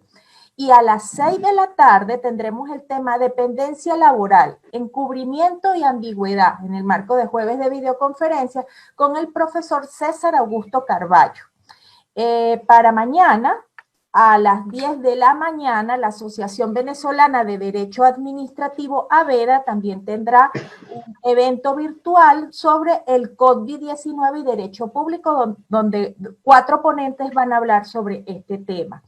Y en horas de la tarde, a las 4 de la tarde, estará la exministra del Trabajo de Panamá, Zulfi Santamaría, quien hablará sobre el impacto del COVID-19 en las relaciones laborales en su país. Y a las 6 de la tarde, el profesor de la UNAM de México, José Alfonso Aparicio, va a hablar sobre el impacto del COVID-19 en el derecho del acceso a la información, a la intimidad y protección de datos. Y para el lunes 20, solamente les voy a anunciar una de las que tenemos para la semana que viene. El lunes 20 tendremos la videoconferencia sobre seguridad digital en tiempos de COVID-19 con Raymond Horta Poleo de Venezuela a las 11 de la mañana. A propósito de que se han generado por allí a través de redes muchos comentarios sobre aplicaciones que se están utilizando y todo aquello. Bueno, profesor, por acá tenemos una primera pregunta que hacen a través del chat de esta aula virtual en Zoom de Fabiana Sosa. ¿Cuál es el impacto de la pandemia sobre las mujeres trabajadoras? ¿Observa alguna diferencia? ¿Qué tipo de situaciones pueden afectarlas de manera desigual? Adelante. Sí, yo creo, y en esto hay algunos textos que ya se han publicado referidos a que realmente impacta de manera desigual en las mujeres, principalmente porque, primero, que las tareas de cuidado, por una cuestión cultural, histórica, tradicional, ha recaído siempre en cabezas de las mujeres, y que en esta situación repercute más para aquellas mujeres que tienen actividades laborales y que en virtud de esta circunstancia se ven afectadas seriamente, más que nada en las cuestiones de cuidado. Yo creo que ahí está la clave y que creo que debemos abordarlo desde los derechos fundamentales, la protección y cuidado de las mujeres trabajadoras que lamentablemente están en un pie de desigualdad. En un pie de desigualdad no solamente en materia remuneratoria, sino también en lo que hace al rol social, ¿no? Es decir, lo que se llama techo de cristal, la falta de oportunidades de acceso. Por ejemplo, las estadísticas que muestran en las universidades, encontramos que los directivos de cargos más altos están ocupados por varones, y sin embargo, cuando uno analiza la cantidad de personal educativo en los establecimientos, mayoritariamente son mujeres, y sin embargo, en los cargos directivos son varones. Bueno, esto, cuando lo llevamos al rol de la mujer en la sociedad y su rol de cuidado, no solamente de su prole, sino también de gente mayor, vemos que la mujer tiene un rol preponderante en esto y no está contemplado económicamente. Muchísimas gracias, profesor. Bueno, saludos desde Argentina principalmente y felicitaciones por la exposición. Por acá Gracias. Mauricio, no nos dice el apellido, suponemos que es de Argentina, indica lo siguiente: si bien la prohibición de los despidos está bien, quiero que el doctor Duarte opine sobre el pago de la remuneración en forma íntegra y no fijar descuentos a las remuneraciones de los trabajadores que más cobran en una forma gradual hasta llegar al salario mínimo vital y móvil, tanto para el sector privado como para el público. Es decir, que se fueran descontando porcentajes del sueldo en medida del monto, por el principio del esfuerzo compartido y que estamos en una situación de emergencia sanitaria. Atento a que hay pymes que deben afrontar alquiler y la remuneración íntegra de sus empleados. ¿Qué opina sobre este comentario, profesor? Bien, vamos a partir de una idea. Yo no estoy de acuerdo con el tema de esfuerzos compartidos, porque en realidad, cuando uno está en estado de necesidad y necesita dinero para comer, no estamos hablando de compartir, es decir, que vamos a compartir. Es decir, una persona que necesita comer, necesita comer. Ahora, yo creo que ahí las políticas públicas del Estado sí tienen que ser muy activas, tendientes a que las empresas no se caigan del sistema. Cuando hablamos de pymes, es decir, una cosa es hablar de pequeñas empresas y otra cosa es hablar de las empresas, ¿no? Entonces, primero tenemos que ver si es realmente una pequeña empresa, porque hay muchas pequeñas empresas que son satélites de grandes empresas, y esto es producto de la fragmentación o tercerización o externalización. Hay que hacer una aclaración ahí, porque somos muchas las empresas chiquitas, pero son satélites de grandes empresas. Si son empresas pequeñas, bueno, ahí sí el Estado tiene que acudir con asistencia económica y generar, por ejemplo, hablamos de flexibilidad laboral, pero yo planteo flexibilidad, por ejemplo, en la tasa de interés bancaria. Es decir, posibilidad de dar préstamos blandos, a tasas blandas, y de esta manera poder solventar esto. Congelamiento de los alquileres. Esto también, si nosotros vamos a nuestra constitución y nuestro escenario que teníamos en Argentina en la década del 20, hubo una ley que prohibió los aumentos de los alquileres y el tema de los pagos. Es decir, estamos en un momento de emergencia. Entonces, suspensión de la obligación de pagar los alquileres, tasas blandas para afrontar los costos económicos que pueden tener. Es decir, las políticas públicas del Estado tienen que ir a atender a estas empresas pequeñas. Pero lo que no se puede hacer es abandonar a los trabajadores. Entonces, abandonar a los trabajadores, digo, personas en situación de vulnerabilidad. Y acá involucro también las formas irregulares que proliferaron en los últimos 30 años de locación de servicio en fraude a la legislación laboral. Entonces, el contexto que es un contexto de crisis vinculado con lo sanitario y no lo económico, genera un impacto económico. Y obviamente que ahí el Estado tiene que tener un rol activo tendiente a sostener a estas empresas pequeñas que dan trabajo y que obviamente para ayudarlas a poder sostener que esa persona vulnerable no caiga del sistema. Muy bien, profesor, gracias. Fabián Vega, aquí en Zoom, pregunta: doctor Duarte, en Argentina se optó por colocar al coronavirus como enfermedad profesional no listada, pero se establece un plazo. Es evidente que la pandemia llegó a quedarse un largo tiempo. Por tanto, ¿no cree usted que es atacable esa norma de inconstitucionalidad por hacer una distinción entre las fechas en que un dependiente se infecta? Gracias. Sí, es totalmente arbitrario eso. Yo creo que fue en el contexto. Lo que pasa es que esto es propio de Argentina, ¿no? Pero más allá de eso, creo que el listado de enfermedades es inconstitucional. Es decir, la ley de riesgo de trabajo es inconstitucional en Argentina porque afecta el artículo 19 de la Constitución, que dice las acciones privadas que de ningún modo perjudiquen a terceros. Es decir, hay un principio ahí de no dañar al otro y un principio de indemnidad vinculado con otro aspecto de la Constitución, pero estos dos principios que juegan en la salud de las personas que trabajan, en la medida que tengan vínculo con o en ocasión del trabajo, se es responsable. Pero es una cuestión más bien propia de la Argentina y de la regulación argentina. Pero sacado de ahí, si vamos a verlo desde el punto de vista de los derechos fundamentales, tenemos los artículos 6, 7 y 12 del Pacto Internacional de Derechos Económicos, Sociales y Culturales, que tienden a la protección de la persona que trabaja en su salud, en su integridad psicofísica y su dignidad. Y por otro lado, el convenio 155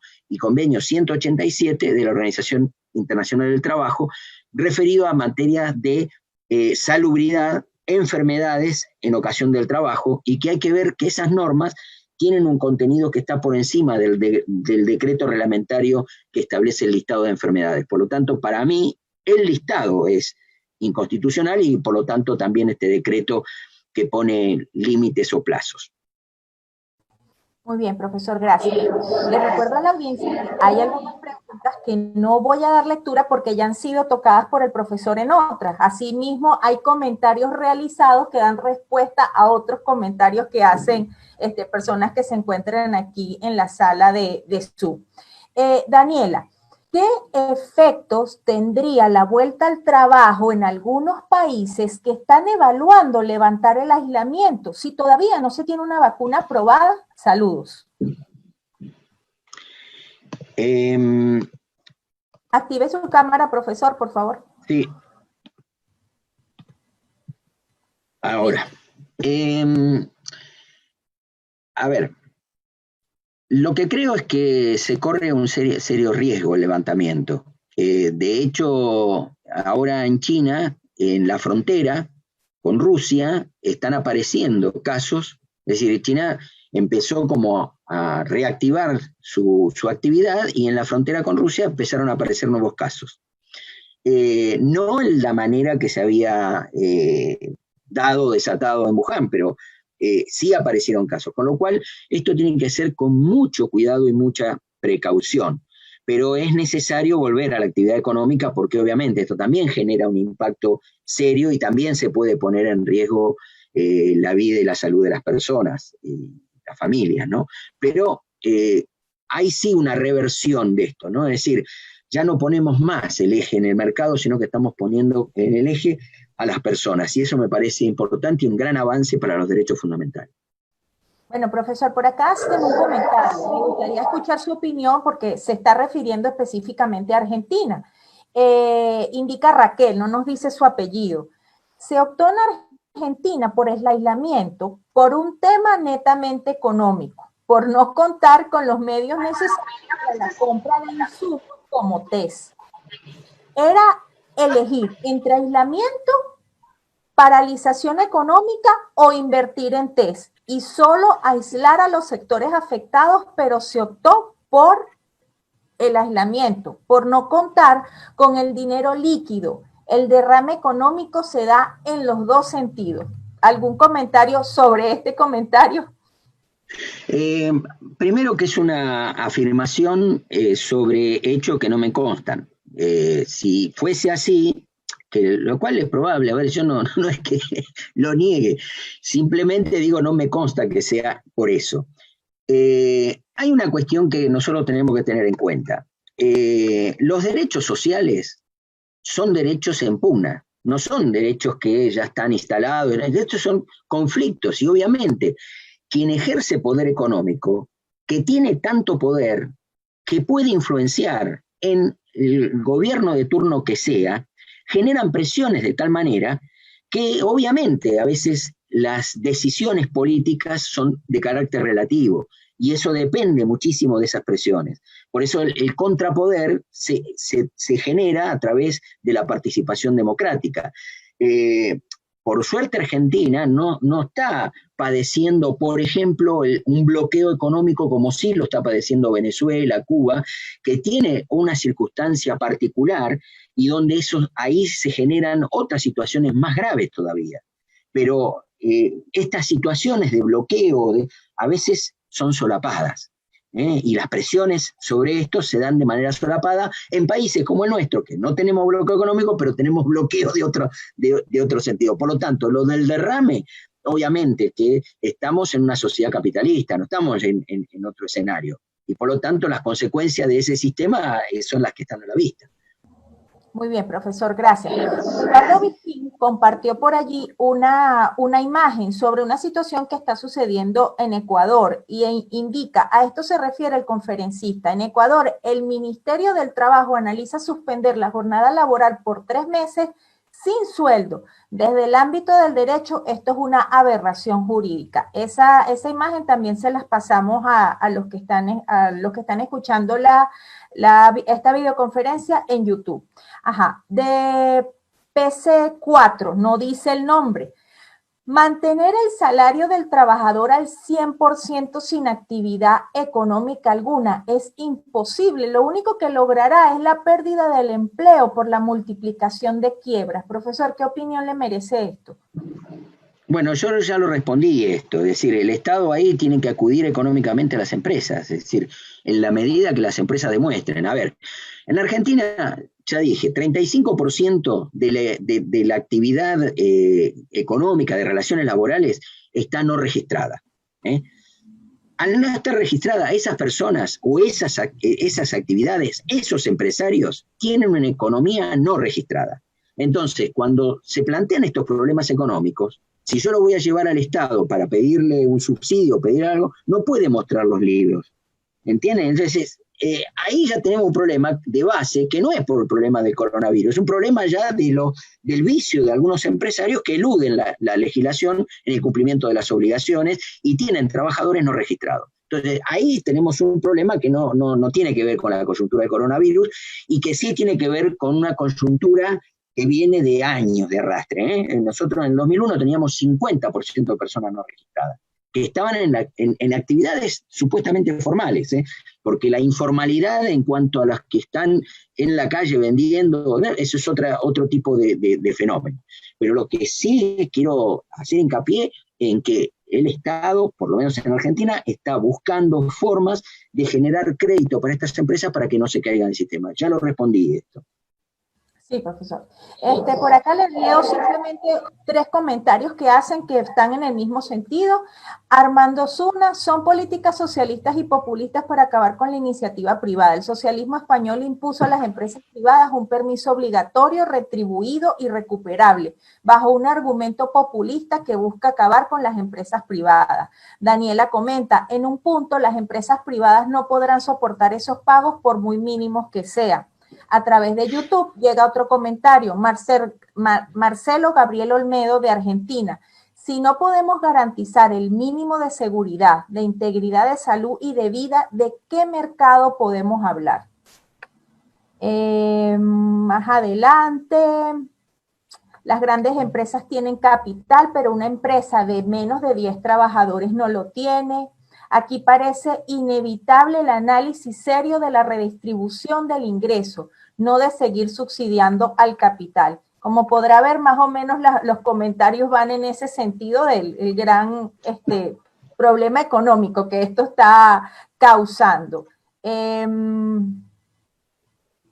A ver, teoría, todos los trabajadores cobran el 100% por tiempo indeterminado. Práctica, quiebra de la pyme y de no pyme. Por lo tanto, cobrarán nada ahora y no sé cuándo en la quiebra dentro de 3 años. A ver, ¿alguna otra pregunta por acá? Le agradecen, por supuesto, estimado doctor David Duarte, muchas gracias por la invitación a su exposición. Saludos cordiales. Ha sido excelente. Marcelo Arroyo, de Argentina. Hola, David, un gusto escucharte.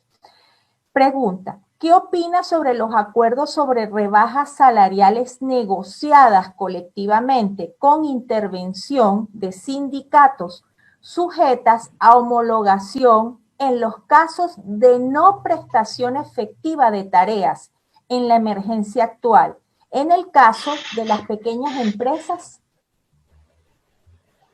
Sí, a ver, primero, el que hizo una calificación de populista. A mí me gustaría saber a qué se refiere con eso, porque son palabras de uso de los medios masivos de comunicación que se mencionan de manera peyorativa sobre regulaciones de derechos fundamentales. Es decir, yo lo único que hice fue citar el Pacto Internacional de Derechos Económicos, Sociales y Culturales, la Declaración Universal de Derechos Humanos, la Organización Internacional del Trabajo, su constitución que habla de justicia social, las constituciones sociales. Si esta persona dice que eso es populismo, me gustaría saber qué quiere significar, porque la verdad es que son lugares comunes, ¿no?, donde se le pone un rótulo, una denominación peyorativa o tendiente a querer ser peyorativa, pero si eso se llama populismo, está bien, ¿cuál es el problema? En todo caso, vamos a ponernos de acuerdo qué es lo que vamos a hacer con la sociedad, qué sociedad queremos. La búsqueda de la felicidad viene desde el pensamiento aristotélico, es decir, Aristóteles hablaba de que el hombre como fin último busca la felicidad. Ahora, esa felicidad tiene que ser en el conjunto, es decir, no es posible lograr la felicidad si no se logra primero una distribución más justa de la riqueza y que cada uno pueda desarrollarse. Ahora, si yo voy a ser feliz en detrimento de otra persona, ahí ya me estoy generando una situación de conflicto y de situación de desigualdad. Esto no es algo... Ahora, si esto es socialismo, si es populismo, si le gusta mencionarlo de esa manera, y bueno, menciónelo, ¿qué problema hay? Yo estoy hablando de derechos económicos, sociales y culturales.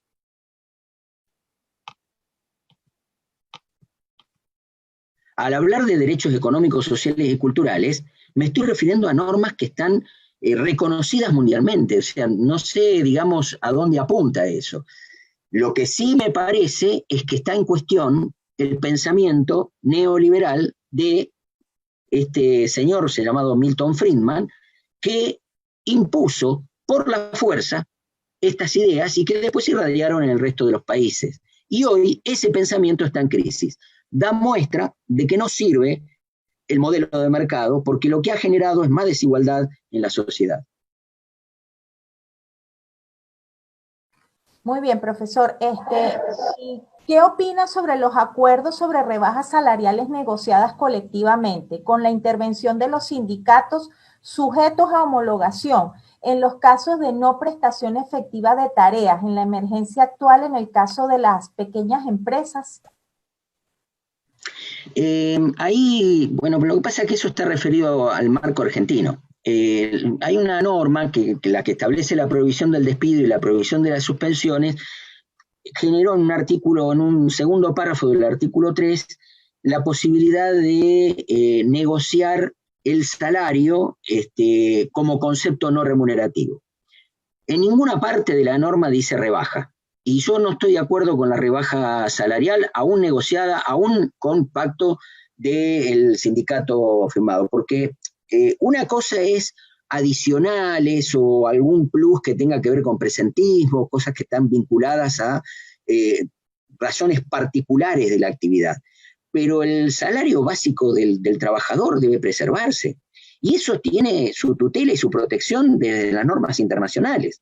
Por eso cité el fallo o este precedente, Asociación de Trabajadores del Estado contra la Municipalidad de Salta, que por una norma había rebajado los salarios. Esta pandemia no es por razones económicas. Es decir, hay una razón de salud. Y la preservación de las empresas es un problema económico que debe resolver las empresas con el Estado, no con el bolsillo de los trabajadores. Muy bien, profesor, gracias. Miguel pregunta, el aislamiento social impuesto en la Argentina vino con una recomendación de trabajar desde el lugar del aislamiento, cuando ello fuere posible. Es una modalidad que cobrará relevancia muy probablemente. ¿Cómo regular entonces a futuro este supuesto en un contexto de preservación de la salud pública? ¿Puede imponerse unilateralmente al trabajador? ¿Puede el empleador organizar el trabajo en el seno familiar del trabajador? ¿Prevalece el interés general de la salud pública? Gracias, profesor, con la claridad de siempre. El tema del teletrabajo es algo que viene instrumentándose desde hace mucho. Lo que pasa es que cuando se implementó, no en todas las actividades sirvió, no se desarrolló de la manera que se creía que iba a desarrollarse, y, y hoy obviamente cobra relevancia, pero les recuerdo, el trabajo a domicilio no es moderno. El trabajo a domicilio es algo del siglo, finales del siglo XIX. Es decir, en Inglaterra, en Estados Unidos, cuando se empezaron las primeras normas de prohibición de trabajo de mujeres y de niños, los empresarios quisieron, en vez de llevar al niño y a la mujer al establecimiento, sacaron la máquina, se la llevaron al domicilio de la mujer y del niño y pusieron la máquina ahí, en el domicilio de la persona. O sea que el trabajo a domicilio viene regulado desde ahí. En Argentina la primera norma es de 1920 y pico, del siglo XX, aparece la regulación, pero la problemática ya estaba instalada del trabajo a domicilio. O sea que hace más de 100 años que existe el trabajo a domicilio. No hay nada nuevo bajo el sol.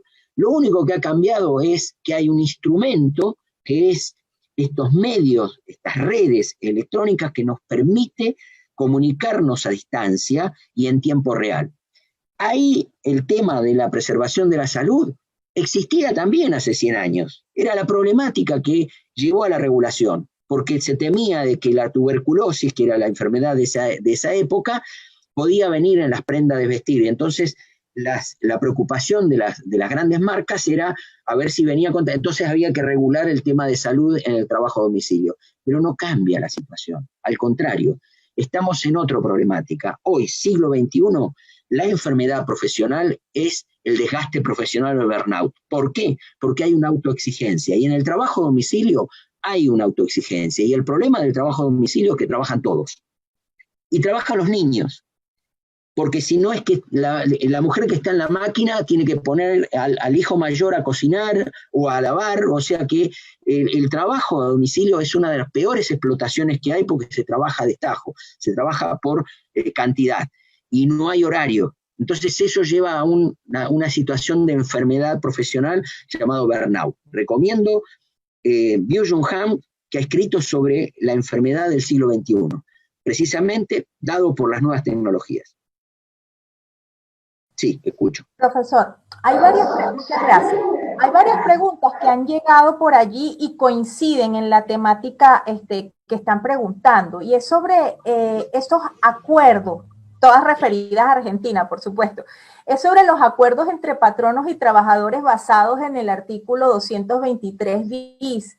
Las reformas en desmejora que se pudieran hacer en las relaciones laborales, someterlos a una posterior homologación del ministerio, atento a que no se pueden presentar en este momento por el contexto. Básicamente, son varias preguntas formuladas en ese mismo sentido aquí en Zoom y a través de YouTube. ¿Qué opinión le merecen estos acuerdos para reformas en desmejora, para suspensión, para rebajas de sueldo basados en este artículo 223 bis? Son nulos. A ver, primero y principal, en la legislación argentina nosotros tenemos la regulación del artículo 7, donde los convenios no pueden pactarse por debajo. Por otro lado, el artículo 12, un acuerdo individual no puede pactarse por debajo. Por otro lado, ese artículo 7 dice que los acuerdos colectivos no pueden pactar normas imperativas. Entonces, acá tenemos un escenario de la ley de contrato de trabajo donde se suma otra norma, que es una ley, la de contrato de trabajo, que regula los derechos y deberes, y principalmente el artículo 65 habla de que el poder de dirección del empleador debe cumplir o preservar la mejora patrimonial y personal del trabajador. Preservación y mejora de los derechos patrimoniales y personales del trabajador. Por lo tanto, no hay forma de rebaja salarial, es decir, hay una violación del principio de renunciabilidad, es decir, cualquier acuerdo honesto, aún homologado por el Ministerio de Trabajo, que tampoco puede avanzar sobre los derechos constitucionales. Es decir, uno puede decir, bueno, pero son acuerdos colectivos. Bueno, en la medida que estén regulando acuerdos colectivos anteriores. Es decir, si el pacto viene de un convenio colectivo y ese mismo sindicato negocia con la parte empleadora legitimada una rebaja, es en el marco de la negociación colectiva y no habría inconveniente. Ahora, en un acuerdo individual no es posible. Y la cosa juzgada, que algunos dicen si esto puede llegar a tener efecto en un juicio posterior, no puede tener efectos. ¿Por qué? En sede administrativa, la cosa juzgada juega para la administración y no para los administrados. Por lo tanto, puede ser revisable en sede judicial. Muy bien, muchas gracias. Por aquí es una pregunta importante. Ante los despidos por fuerza mayor o sin justa causa que estamos de acuerdo, es nulo por vulnerar la prohibición de los despidos. ¿Cómo reclamamos pagos de salarios ya que no funciona el Poder Judicial? ¿Qué mecanismos se estarían empleando en este momento? Ahí lo que entiendo yo que habría que presentarse en la Cámara que está funcionando en emergencia y hacer un amparo precisamente porque estamos afectando bienes que son de personas vulnerables, ¿no? Es decir, personas que viven de su ingreso, que necesitan de un recurso económico y que por lo tanto ahí tenemos derechos fundamentales en juego y la vía del amparo sería la adecuada. Muchas gracias, profesor. Agustina Bergoncelli pregunta, hola David, me gustaría que profundice su postura de por qué el decreto 329-2020 se aplica para aquellos trabajadores que se encuentran en periodo de prueba.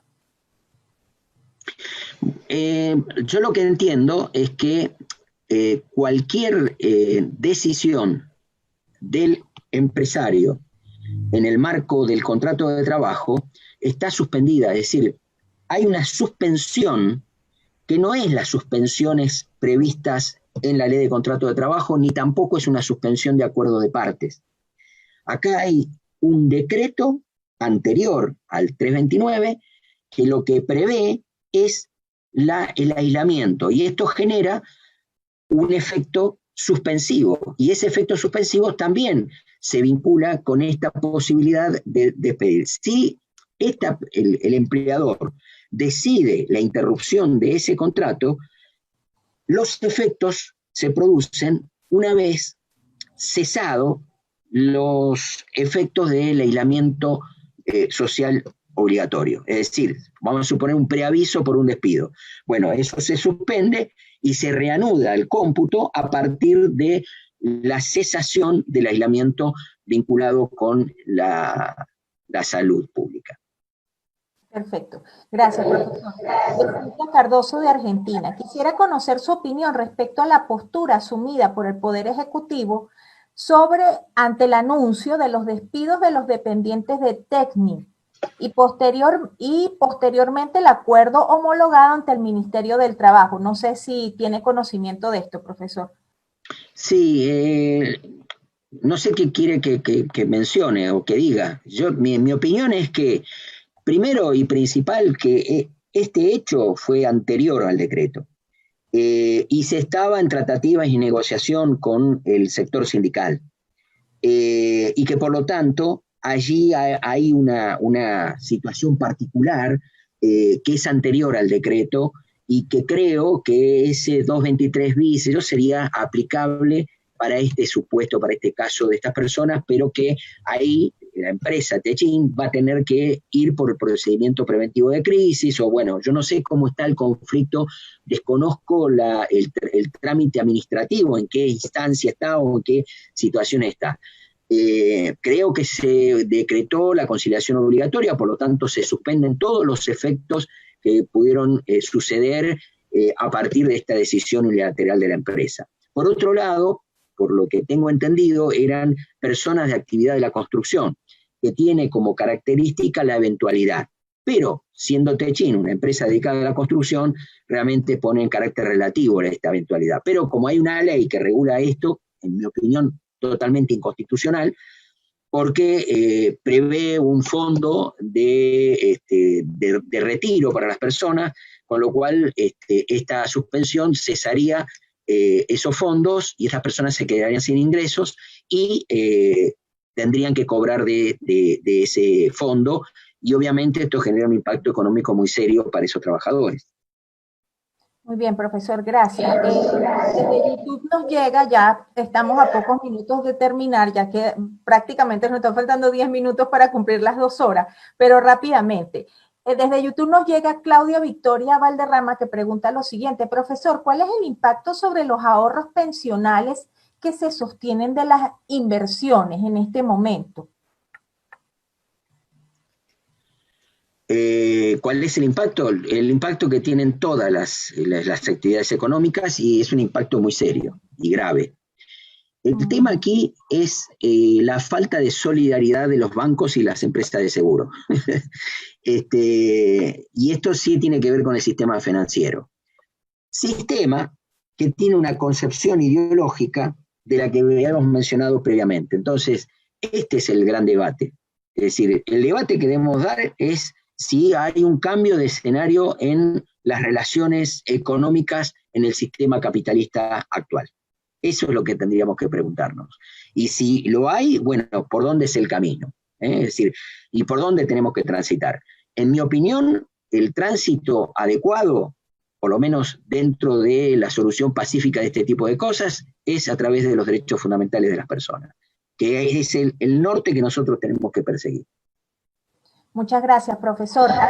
Otro punto aquí que no deja de, por supuesto, de tener relevancia y más en estos momentos, llega desde YouTube una solicitud de opinión de Victoria Busmi.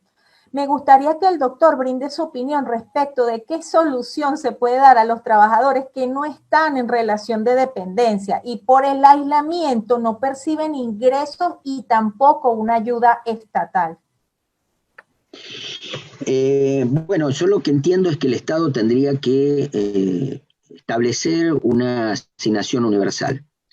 El tema en la coyuntura son los recursos. Y obviamente que acá volvemos otra vez a plantear el tema de la redistribución de la riqueza.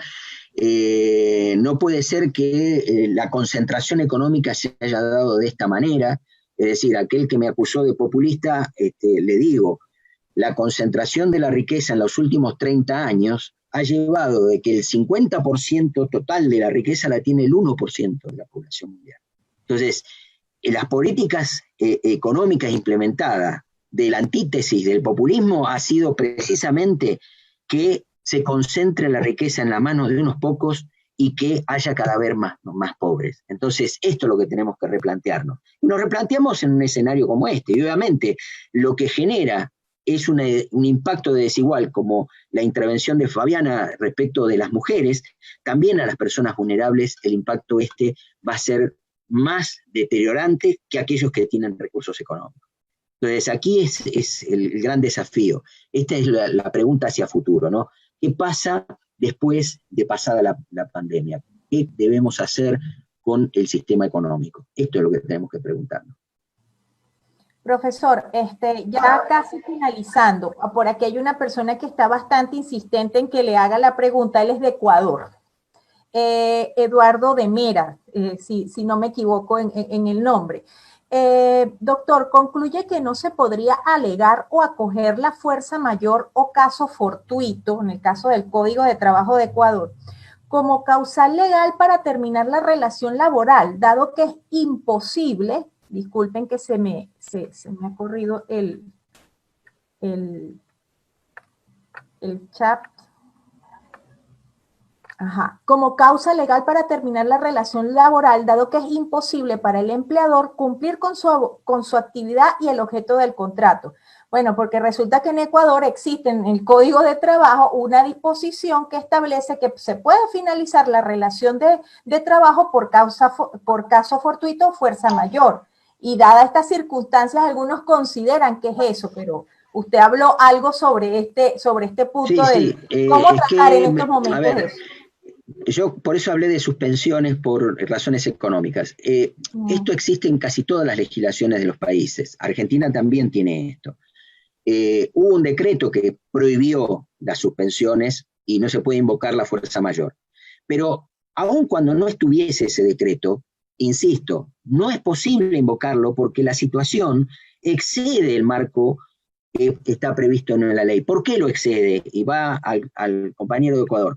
La cuestión tiene que ver con que esto es una emergencia sanitaria, no es una situación de fuerza mayor vinculada al contrato o a la actividad económica de esa empresa, sino que es algo que excede. Por eso, y además alguien habló o mencionó de carácter indeterminado. Esto no es indeterminado, al contrario, esto es temporal. Es decir, lo primero que tenemos que tener presente es que esto es temporal, 2 meses, 3 meses a lo sumo, pero ese tiempo es algo que debemos asistir económicamente a las personas vulnerables. Vuelvo a insistir, acá es el Estado el que debe asumir un rol preponderante, por eso la política pública del Estado tendiente a sostener a esas empresas, evitar las quiebras, evitar la cesación de pago y obviamente es una relación que debe vincular, porque si no se rompe el hilo por la parte más delgada y el perjudicado son las personas vulnerables. Vuelvo a insistir con esto, por eso hice toda la argumentación respecto de tener en cuenta los derechos económicos, sociales y culturales. Ecuador, yo he ido a dar charlas, he ido a dar clases, me acuerdo de Cuenca, a la Universidad Católica de Cuenca, que la recuerdo con mucho cariño y mucho afecto, conozco el escenario de Ecuador, conozco la Constitución de Ecuador del 2008 y sé que Ecuador está transitando hoy en un momento bastante crítico y que este coronavirus realmente la está exponiendo a una situación grave. Pero lo peor que podemos hacer es mirar el mercado y no mirar a los seres humanos. Muy bien, muchísimas gracias, profesor. Pedimos disculpas por no haber podido leer todas las preguntas, por eso tratamos de agruparla por temas. Les recuerdo, antes de darle nuevamente el derecho de palabra al profesor para que despida, está abierto hasta el 20 de abril el lapso para solicitar las becas parciales para el seminario virtual de Derecho de Trabajo Comparado sobre futuro de Derecho del Trabajo que inicia a finales de este mes de abril. Se les pasó a través del chat en Zoom el enlace para la solicitud, igualmente a través de los comentarios en YouTube también se les pasó. Bueno, muchísimas gracias a todos, muchas gracias al profesor de verdad por haber tomado este tiempo, estas 2 horas para compartir sobre este interesante tema, desde luego derechos fundamentales y pandemia, muy enfocado en los derechos fundamentales laborales. Adelante, profesor, el micrófono es nuevamente suyo. Bueno, yo la verdad es que estoy abierto, digamos, a todo tipo de consulta, pero el tiempo es tirano y hay que darle un cierre, un final, por cierto. Para mí ha sido muy ilustrativo y yo creo que las preguntas son muy interesantes todas, y inclusive aquellas que tienen posturas diferentes, porque se advierte en la forma de preguntarlas. Los calificativos como populismo, ¿no? Bueno, está bien, yo también hablo de neoliberalismo o capitalismo, y cuando digo neoliberalismo estoy pensando en manera peyorativa, no lo estoy pensando como algo valorativo. Pero esa es parte del diálogo y parte de la conversación. Nosotros como humanidad, y esto sí estoy pensando en voz alta, debemos pensar qué modelo de sociedad queremos. Si este sistema imperante de destrucción del planeta, de destrucción de la casa común, de Suma Kusai o la Pachamama, la Madre Tierra, nosotros tenemos que proteger la casa de todos, que es nuestro planeta.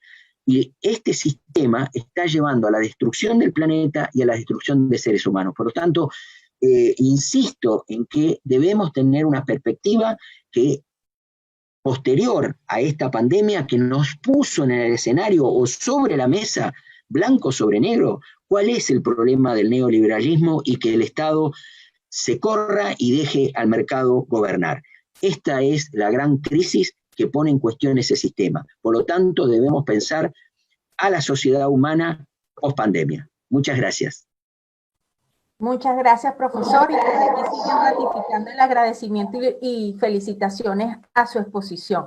Bueno, les recuerdo, esta tarde hay 2 videoconferencias, una en materia de derecho constitucional y otra en materia laboral. A las 4 de la tarde, hora Venezuela, tendremos a la profesora Daniela Urosa de la Universidad Católica Andrés Bello de Caracas, quien hablará sobre cortes constitucionales y regímenes autoritarios. Y a las 6 de la tarde, sería 7 hora argentina, tendremos al doctor César Augusto Carballo, quien nos va a hablar sobre dependencia laboral, encubrimiento y ambigüedad en nuestro espacio jueves de videoconferencia. Recuerden, bueno, la recomendación actual es quédate en casa y en este tiempo de contingencia, Universitas está contigo. Sigan pendientes a través de nuestras redes sociales y en sus correos electrónicos de las videoconferencias de esta y la próxima semana. Muchas gracias a todos por habernos acompañado aquí en Zoom y a los que nos vieron a través de la transmisión en vivo en nuestro canal de YouTube. Hasta pronto y que tengan un feliz día. Chao, muchas gracias.